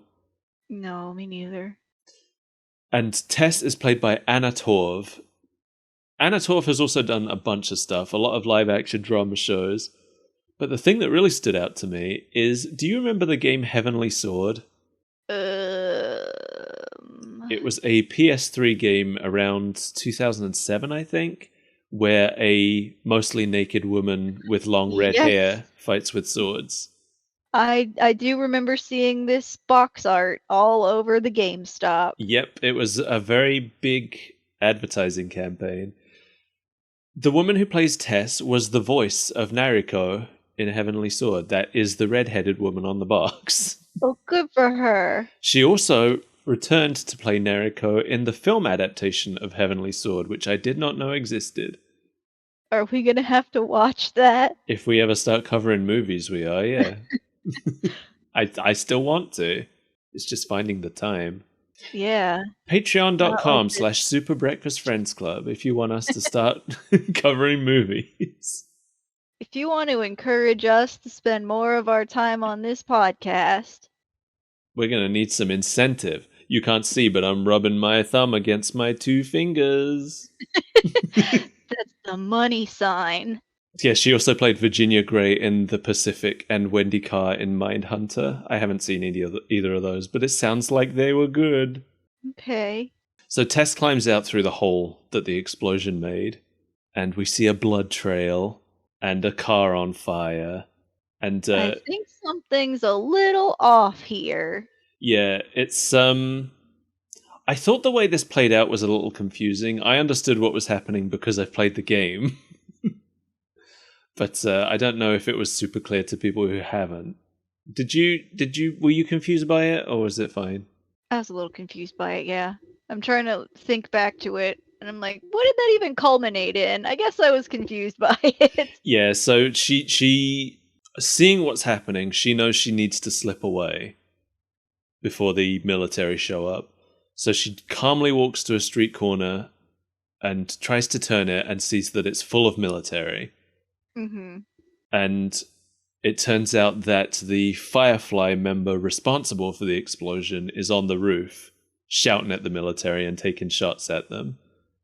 So she tries to slip away in the other direction, but there's more military there. So she does her best to appear as a bystander. But they don't buy it. They think she's a Firefly and they arrest her. Yeah, I couldn't figure out who was responsible for the explosion. I pieced together the military and the Firefly, but Yeah. I mean, I assume he was responsible for the explosion. Just trying to get attention, I guess. Because we are told later that Marlene, the leader of the Fireflies, is having them deliberately, cause distractions around the city to lead the military away from their stronghold. Speaking of the Fireflies, this is where we go to their stronghold for the first time. oh boy. Because Ellie is in there, chained to a radiator, listening to the gunfire. You mean Veronica? I mean, Veronica. Veronica/Ellie is played by Bella Ramsey, who is also in Princess Emmy, the movie I worked on. Is she Princess Emmy? No, she played Princess Gisana, Emmy's rival. Oh. I should go watch the movie, but this made me realize I think she might have been one of the ones who was at the premiere. You could have had a famous best friend. I can't remember if it was her who was there or if it was the girl who played Emmy. Whoever it was, she was very young at the time. Because this was 2018, maybe. Alright, so it would have been pretty weird to have her as a best friend. Yeah. So I might have sat in a theater with Bella Ramsey, or it might have been the girl who played Princess Emmy. I can't remember. One of them I've been in a room with. She also played Lyanna in Game of Thrones. I think that's the first thing she was really well known for. And she's the voice of Hilda in the Netflix animated series based on the Hilda comics. I did not know that. I still haven't watched the Netflix show, but I love the comics. I don't know anything about any of that. You'd like it. You'd like Hilda. It's about a little girl with a lot of cryptids. I don't know why you would think that I would like that. It's cute and it's fun. Ellie's clearly being tested for infection. It's super clear right from the first scene she appears in that she's immune, or that they think that she's infected, but she's not. At least. Yeah, because she's been there for 10 days. Yeah. That should have been your first clue. So they are clearly waiting for her to turn, but she's not for whatever reason. We go back to Joel, who is walking to a communication station of some kind. Took me a little bit to figure out exactly what was happening. There's a ton of people queuing up, waiting to send out messages to other towns. And Joel is waiting for a message from Tommy, but nothing has come through. He's been gone for 3 weeks, I think. Joel asks the guy where Tommy is, on a map. He wants to be shown where on a map this tower is that Tommy, I guess, is at, so that he can go find him. This was the first point where I was like, wait, is Joel not leaving the quarantine zone all the time to smuggle things in this version? Because they make a big deal about the guy warning him not to leave and everything. It's true. He's like, it's real bad out there. Yeah. This is a difference from the game, because in the game, Joel and Tommy fell out years earlier and haven't spoken since. In the game, Joel and Tommy fell out because Tommy joined the Fireflies and left. Yeah, he's still a Firefly, but they just haven't broken up over it. Yeah.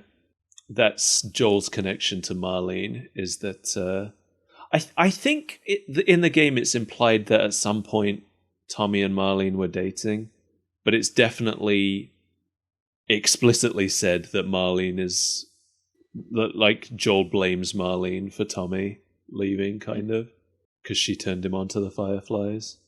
Yeah. So Joel goes to bed, takes a bunch of pills, and goes to sleep. And we see that Joel is still wearing Sarah's watch. It's shattered, but he's still wearing it. We are informed that it does not, in fact, work. Yes. I don't think the game draws attention to the fact that he's still wearing that watch until the scene later where Ellie like casually points out his watch is broken. Mm-hmm. That's the first mention. But that's because we still haven't caught up to where the game's time jump begins. In fact, the next scene is where the game's... this is where the game picks up on its 20 years later moment. Oh boy. Is when Tess comes home. Although in the game she comes home in the morning and he's like, "Where have you been?" In the show she comes home at night and gets into bed with him, and then the next morning she's making him coffee. So here we are, we finally caught back up to The Last of Us, the video game. And again, like mostly the same way that this plays out. The vibe is different. They're not as angry at each other in the show as they were in the game. Yeah, they almost seem like a functional duo. Yeah, in the game they... I don't think it's explicitly said that they're a couple in the game, but it is pretty clear. Mm-hmm. But they are a very dysfunctional couple. They argue and fight a lot. They seem a lot more supportive of each other in the show. There was no car battery involved in the game. In the show, they're mad because Robert was supposed to sell them a car battery so that they can go look for Tommy, but he sold it to the Fireflies instead. In the game, it's guns. That makes more sense. It's the same plot, but Robert was supposed to sell them guns, and he sold them to the Fireflies instead. So that's why they're going after him. Because especially if we're to believe that he leaves the quarantine zone for smuggling, then all this to do about a battery seems unnecessary. Yeah. I think they do most of their traveling on foot in the game. They do have a car for part of it, but not for a while. This is where we see Marlene for the first time. And this was interesting. So Marlene in the show is played by Merle Dandridge. Or maybe it's Merle Dandridge. I think it's Merle. She also played Marlene in the game. So she's reprising her role here. Yeah. I thought that was neat. Yeah, good for her. So yeah, like when Marlene showed up, I was like, oh, Marlene's being portrayed pretty much exactly as she was in the game. That's because it's the same actor. I don't like this new Marlene. Yeah, she looks different. But That's because she's using her real face. yeah, she got a real face on this time.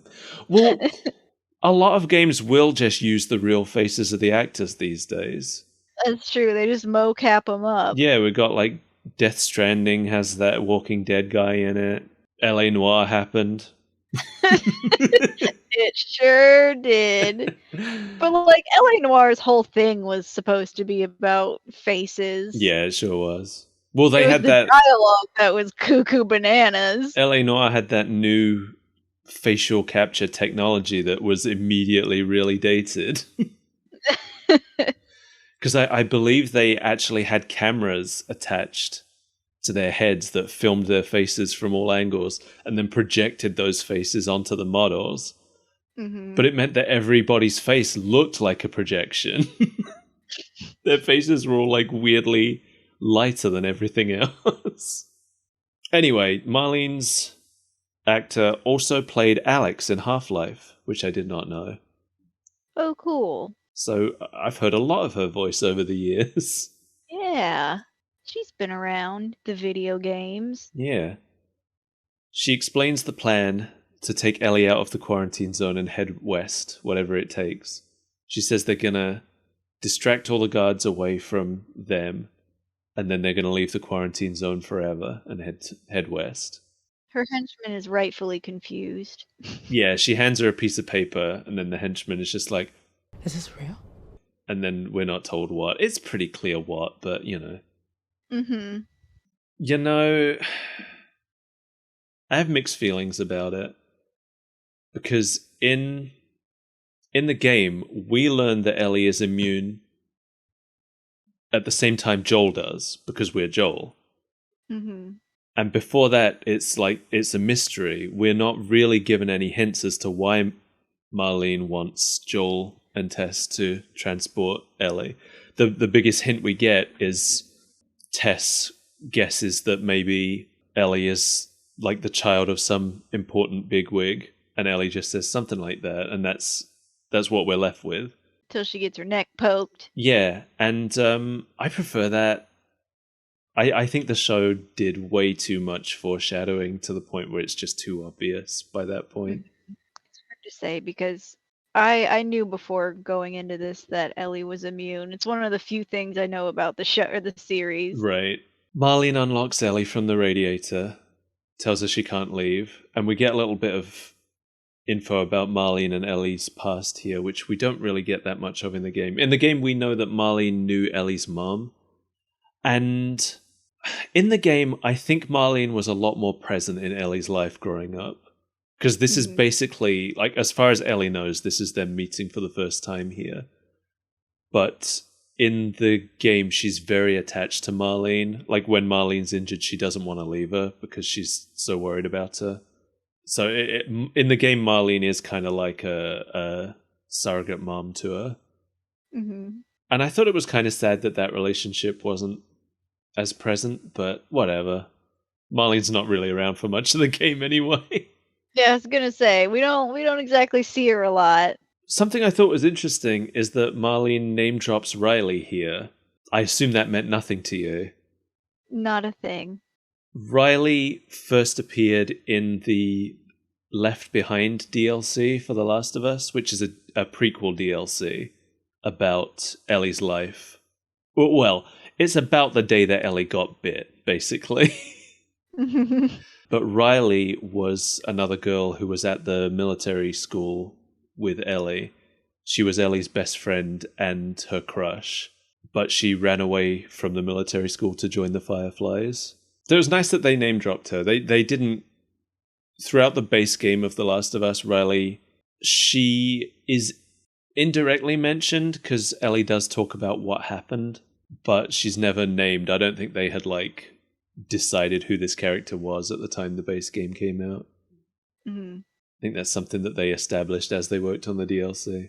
So Joel and Tess are sneaking underground to find Robert and ambush him, and they find a mold man on the wall. They sure do. Yeah, this is where we start to see that the biggest difference from the games, because this does happen in the game. They do go through this basement to get to Robert, but it's full of spores, and they have to put their masks on. Just made me think of Annihilation because that also had a mold man. Wait, what's Annihilation? Was originally a book, later was a movie with Natalie Portman. Okay. Both good. It's very, very weird. There's a part in the game down here where they drill in how important the masks are, because you find a guy who's trapped under some collapsed furniture, and he tells you his mask is broken, and he asks you to end him before he turns, and you have the choice to do it or not. If you choose not to, does he just attack you later? No, I don't think you ever come back through. You don't revisit a lot of areas in The Last of Us. It's a pretty linear game. Well, he could still follow you. He could, but he's still trapped under the furniture. He could chew his legs off. He's a mushroom man. All right, I'm sorry. I didn't mean to diminish the capabilities of the Mushroom Man. So they find Robert dead. Yeah, all this work and he's already dead. You have a shootout with him in the game. He's the first He's already boss. been shot out. So they find the Fireflies there and they're all injured. I'm assuming the Fireflies fought Robert and took him out. Well, that would make sense considering their presence. It sure would. I think I was a little bit confused by this scene, but I think just because I was trying to fit it into I'm seeing two different versions of events play out, and sometimes my memories of one of them run up against the memories of the experience of the other one, and then I have to exactly kind of what you're talking about. I have to reset my brain and be like, Because I'll be like, I'm just sitting there thinking, like, wait, Robert's dead? He shouldn't be dead yet. And I have to stop and think, no, it's different. It's not the same story. It's a slightly different story. It's okay. I've been thinking about Annihilation like nonstop since I saw that scene because the same thing is happening where I'm like, wait, was that in the book or the movie?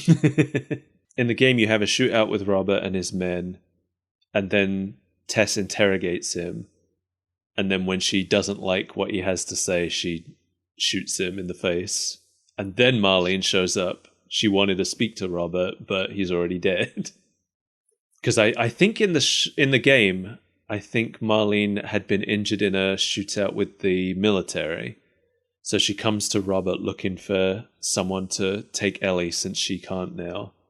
Mm-hmm. And she finds that Robert's dead and Joel and Tess are there, so she makes a deal with them instead. But the deal is just to get the guns back. She's like, I'll give you the guns back if you take this kid for me.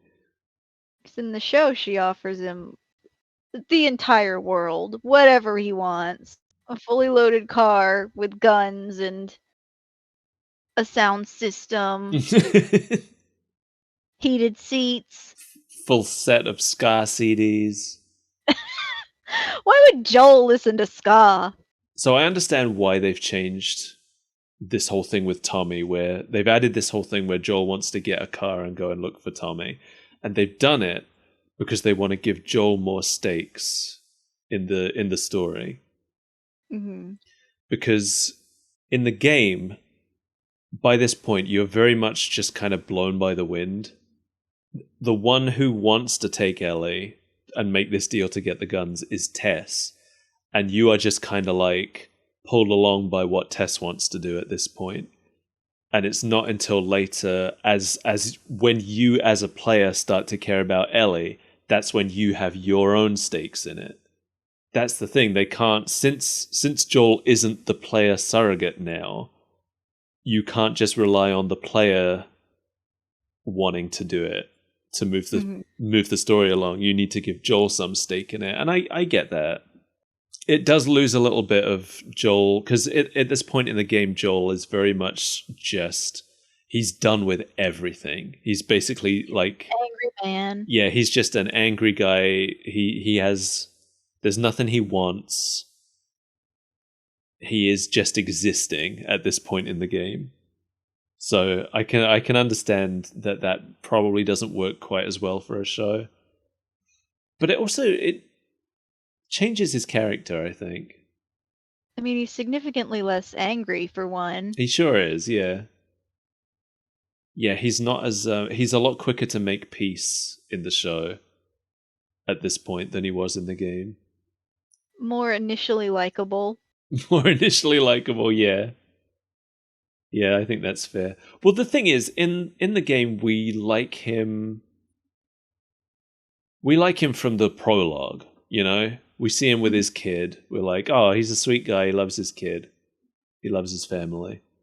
So then when you see him 20 years later and he is so far from that, it makes you as a player want to see him get better, you know? No. No. Well, you just want to watch everything burn. That is toxic behavior. You do not have to sit around and wait for him to get better. They take Ellie... Do they? Yeah, they take Ellie back to Joel's place, right? Mm-hmm. And Tess and Joel argue outside for a little bit while they put Ellie in the apartment. And she immediately discovers A, that there is a radio code, and B, what it is. That was a little much, I thought.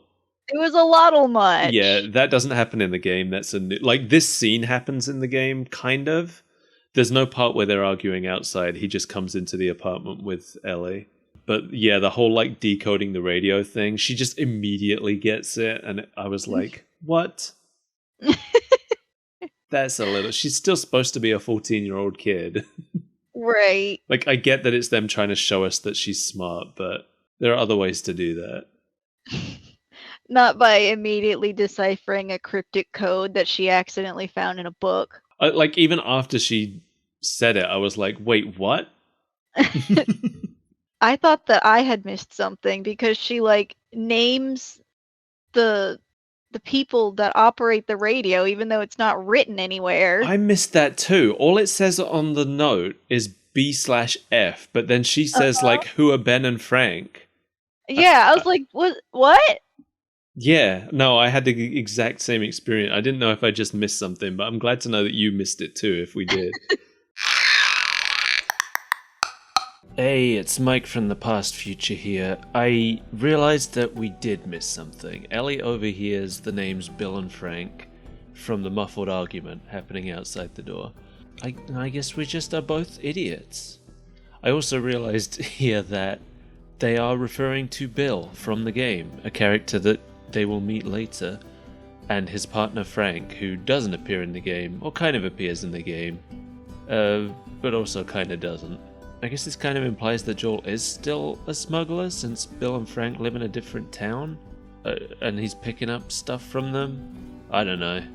I'm confused about the whole situation. Anyway, goodbye.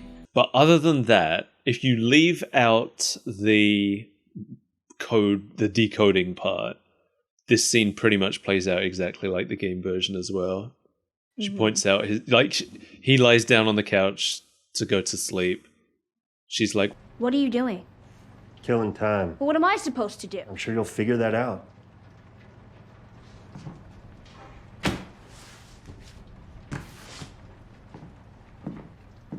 Your watch is broken.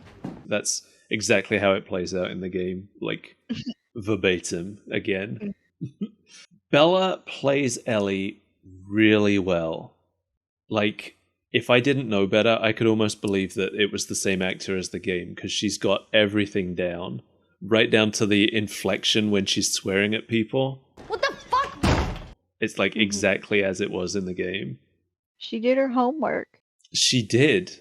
Yeah, it's not the same person who played Ellie in the game, by the way. The woman who plays Ellie in the game is the same woman who played Gretchen in Recess. Good, I love that. That's the only thing I know. I'm sure she's done a ton of other things, but that's the only thing I know. And I wasn't going to research her for a show she doesn't actually appear in. But Right. speaking of doing her homework, I know that the actors, both the main actors, Joel and Ellie, were specifically told not to play the game before doing the show because the director didn't want their performance colored by the original actors' performances, but they have both admitted in interviews that they played it anyway. I understand the logic behind it, but I absolutely would have done the same thing. Yeah.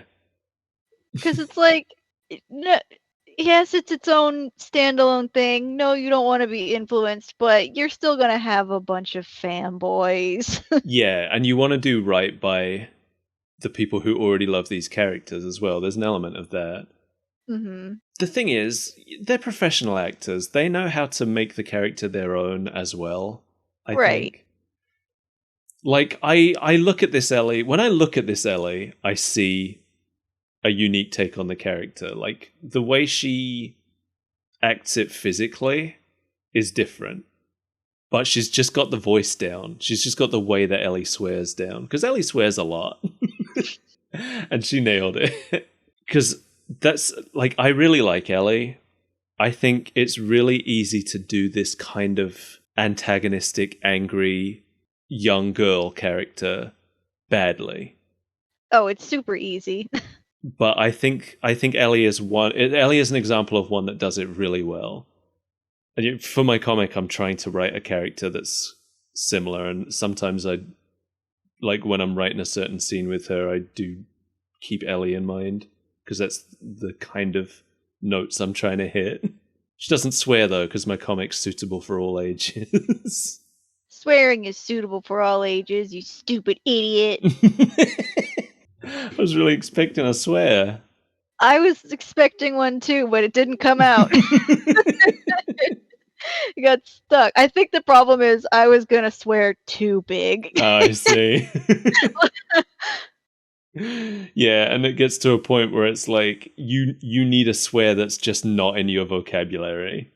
Mm-hmm. It's like, man, the only words that I can use in this moment to get the effect I want are words I would never say.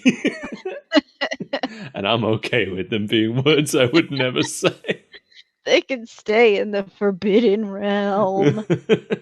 So they're outside. They go outside. That's where we are now, right? They're sneaking Yeah, around in the outside rain. the And they're outside and they can't let Dad know. house. They're breaking curfew. They're playing that game, Don't Wake Daddy. They just get caught by a guy who's peeing.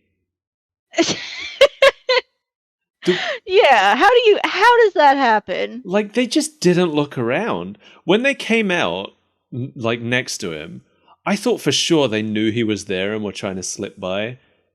But they just didn't look. Yeah, I thought, because it was pretty obvious it was going to be the guard from before, so I thought maybe they were just friendly enough that he wasn't going to care. Mm-hmm. But that was not the case. No. This guard is a character unique to the show. It's just like a random faceless guard that catches them in the game. I think the callback to it being somebody that we've seen before was a good change. Really? Yeah? I thought it felt, because we'd seen him forced. before. Yeah, it felt a little more antagonistic than I was expecting from him, where he goes full, get on the ground, I'm poking you with the tickle stick. True.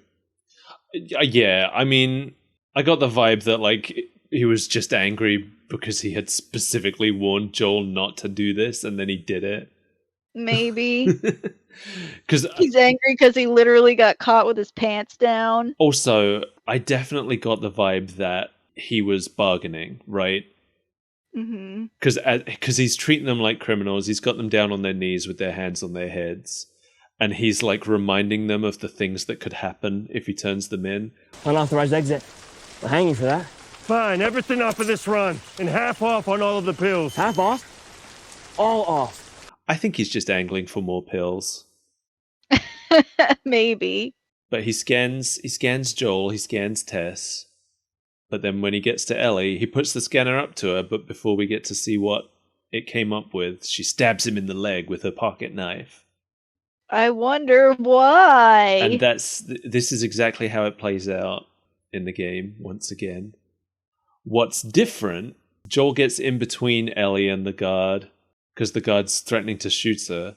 And then he has, like, a trauma flashback to his daughter and just beats the guy's face to a pulp. A little bit much. Like, it was clear as it was happening that it was, like, a trigger for him. But then to actually show the scene, I was like, we get it. Yeah. We don't need to see it again. Yeah, this doesn't happen in the game. I don't remember exactly what happens to the guard. Ellie stabs him in the leg, and then, I don't know, maybe Joel just shoots him in the face. I don't know. He's dispatched much quicker, and the focus is much more on the scanner that Tess picks up. Right. Because she picks up the scanner, and she sees that Ellie has come up as infected. In the game, this is like a plot twist. It's a revelation. If you don't go in knowing that Ellie's immune, which I did, I didn't know anything about the plot. Like, I wouldn't have guessed it, because there's no hints at it before this. In the show, super obvious. Yeah. Incredibly clear already. It's a shame, because this was a really cool... reveal? Yeah, it was a really cool reveal in the game. And I think you can tell that they knew that they had made it more obvious, because in the game, Ellie does a lot more to explain. She tells more of her story of what happened in the game than she does in the show. Mm-hmm. And also, we see more of Tess. Because I think in the show, Ellie just says... she shows the bite, and then she's just like, it's been 3 weeks.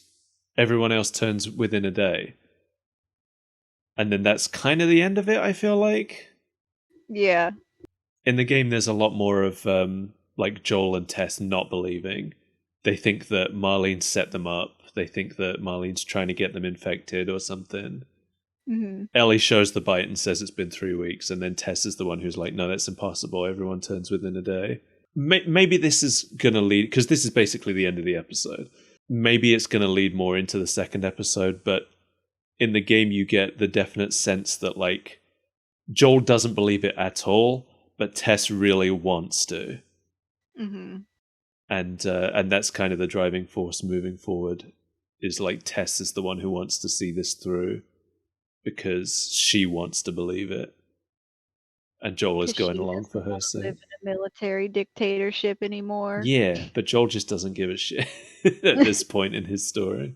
And that's the end. I mean, we see a shot of where they're headed, which is a tall building collapsed against another tall building. A very faithful recreation of the next level of the game. That's like pretty much exactly what it looks like, which is neat. Mm-hmm. We also hear, I believe it's a Depeche Mode song? It is. It's Never Let Me Down Again by Depeche Mode over the credits.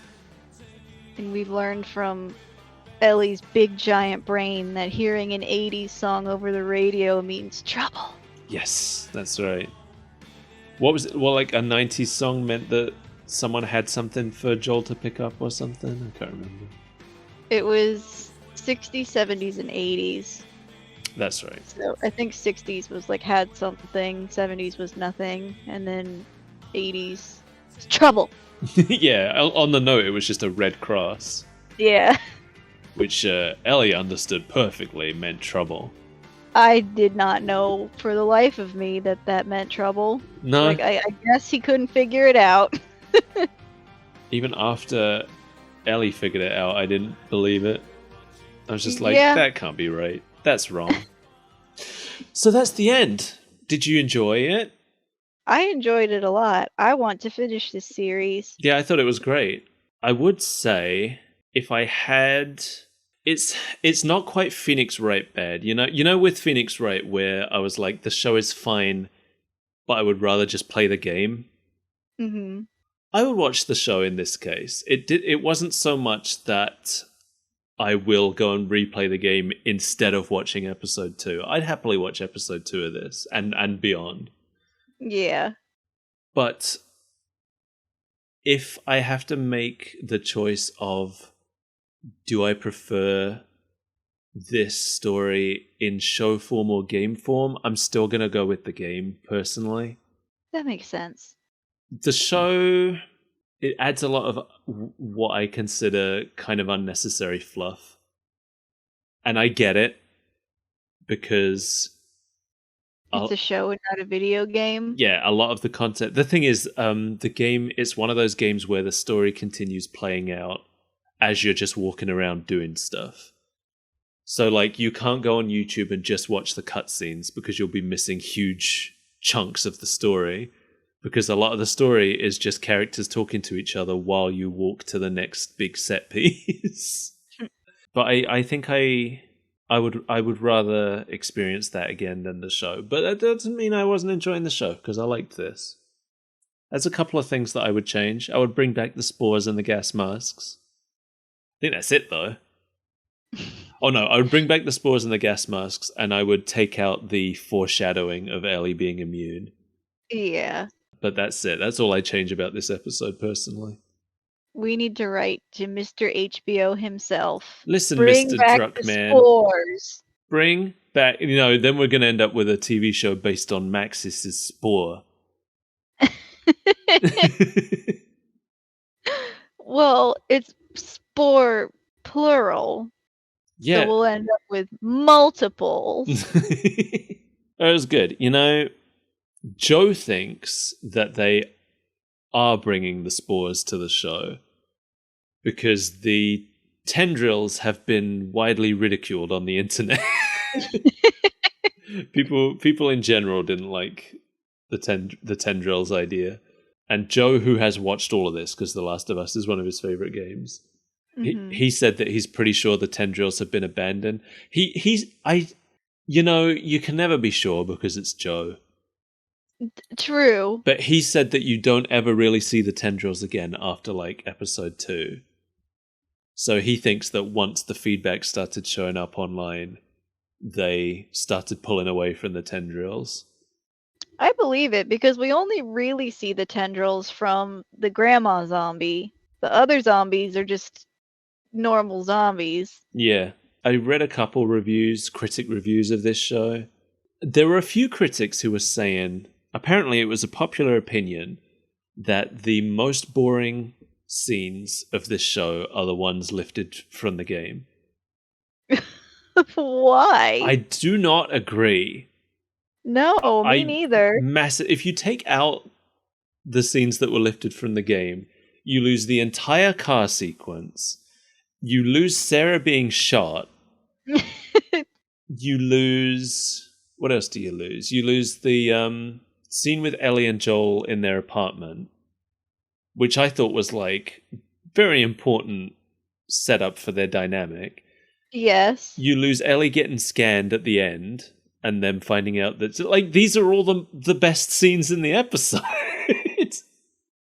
It almost sounds like people are just saying that to be contrarian. So there's two reasons, right? There's two reasons that I think that critics might feel this way.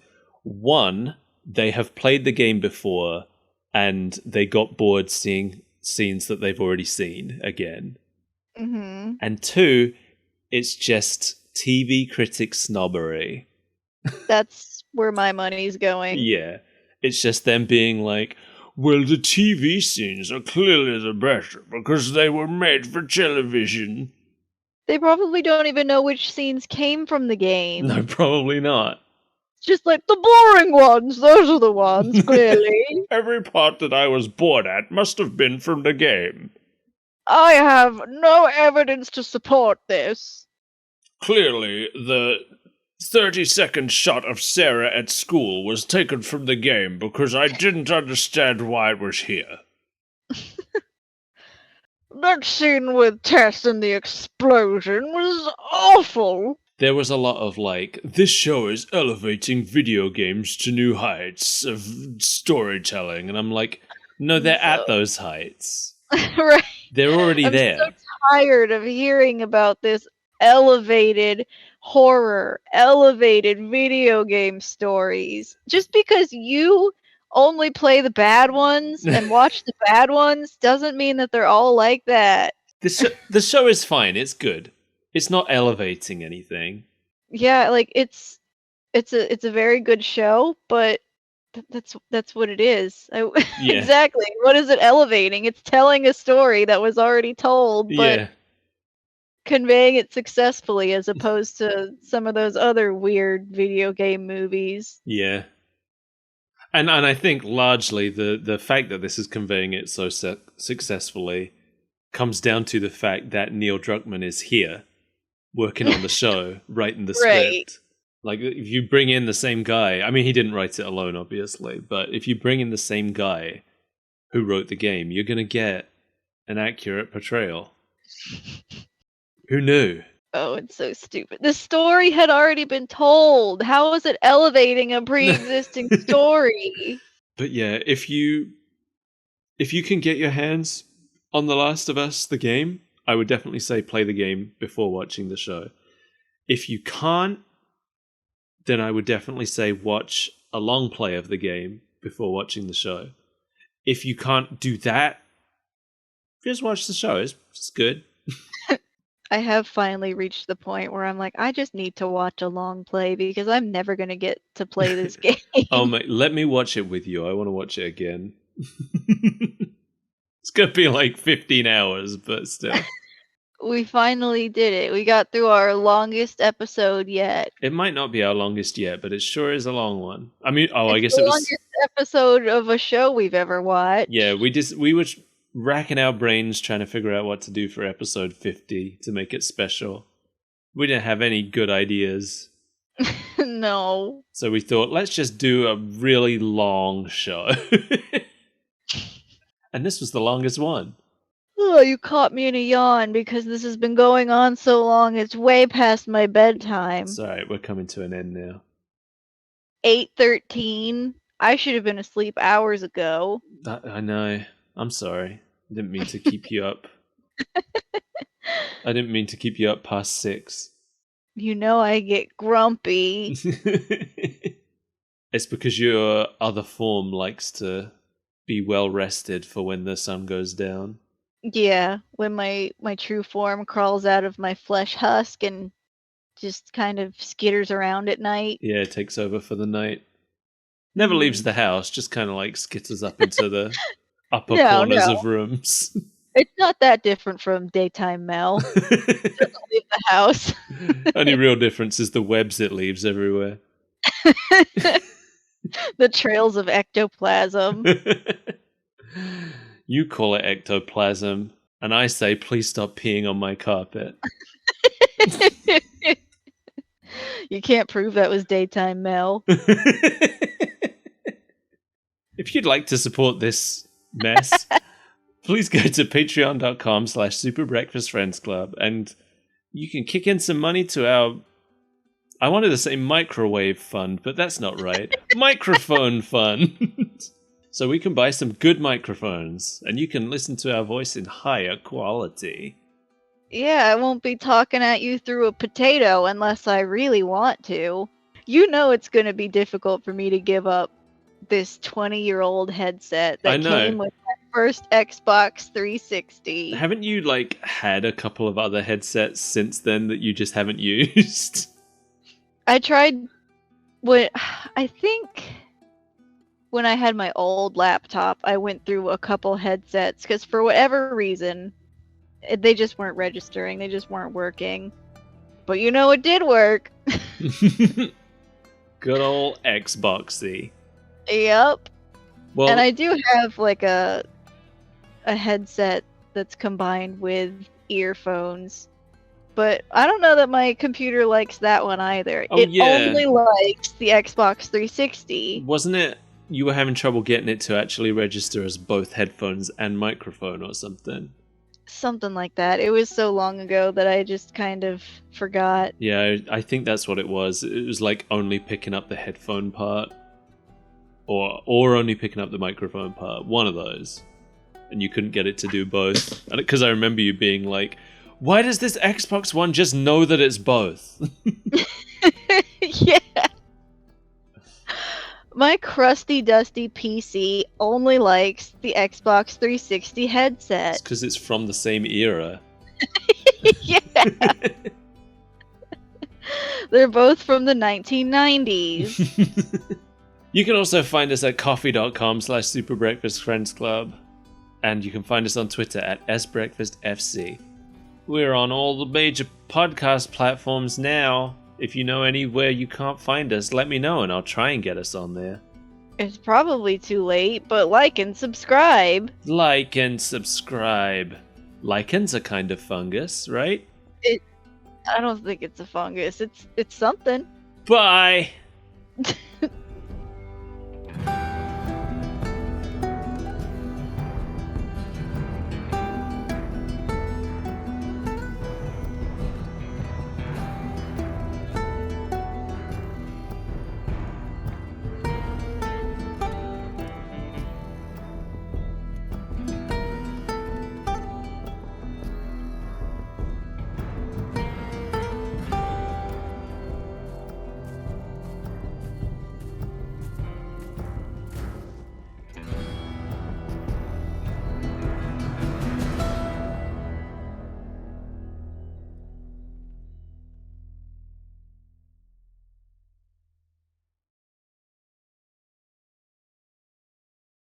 Well, now I have to know what a lichen is. I've taken a liking to it. That would be a great Twitch name. Like and subscribe. I hate it. Oh, lichen, symbiosis of fungi with algae or cyanobacteria. It's part fungus, It's part fungus, part bacteria. just like me.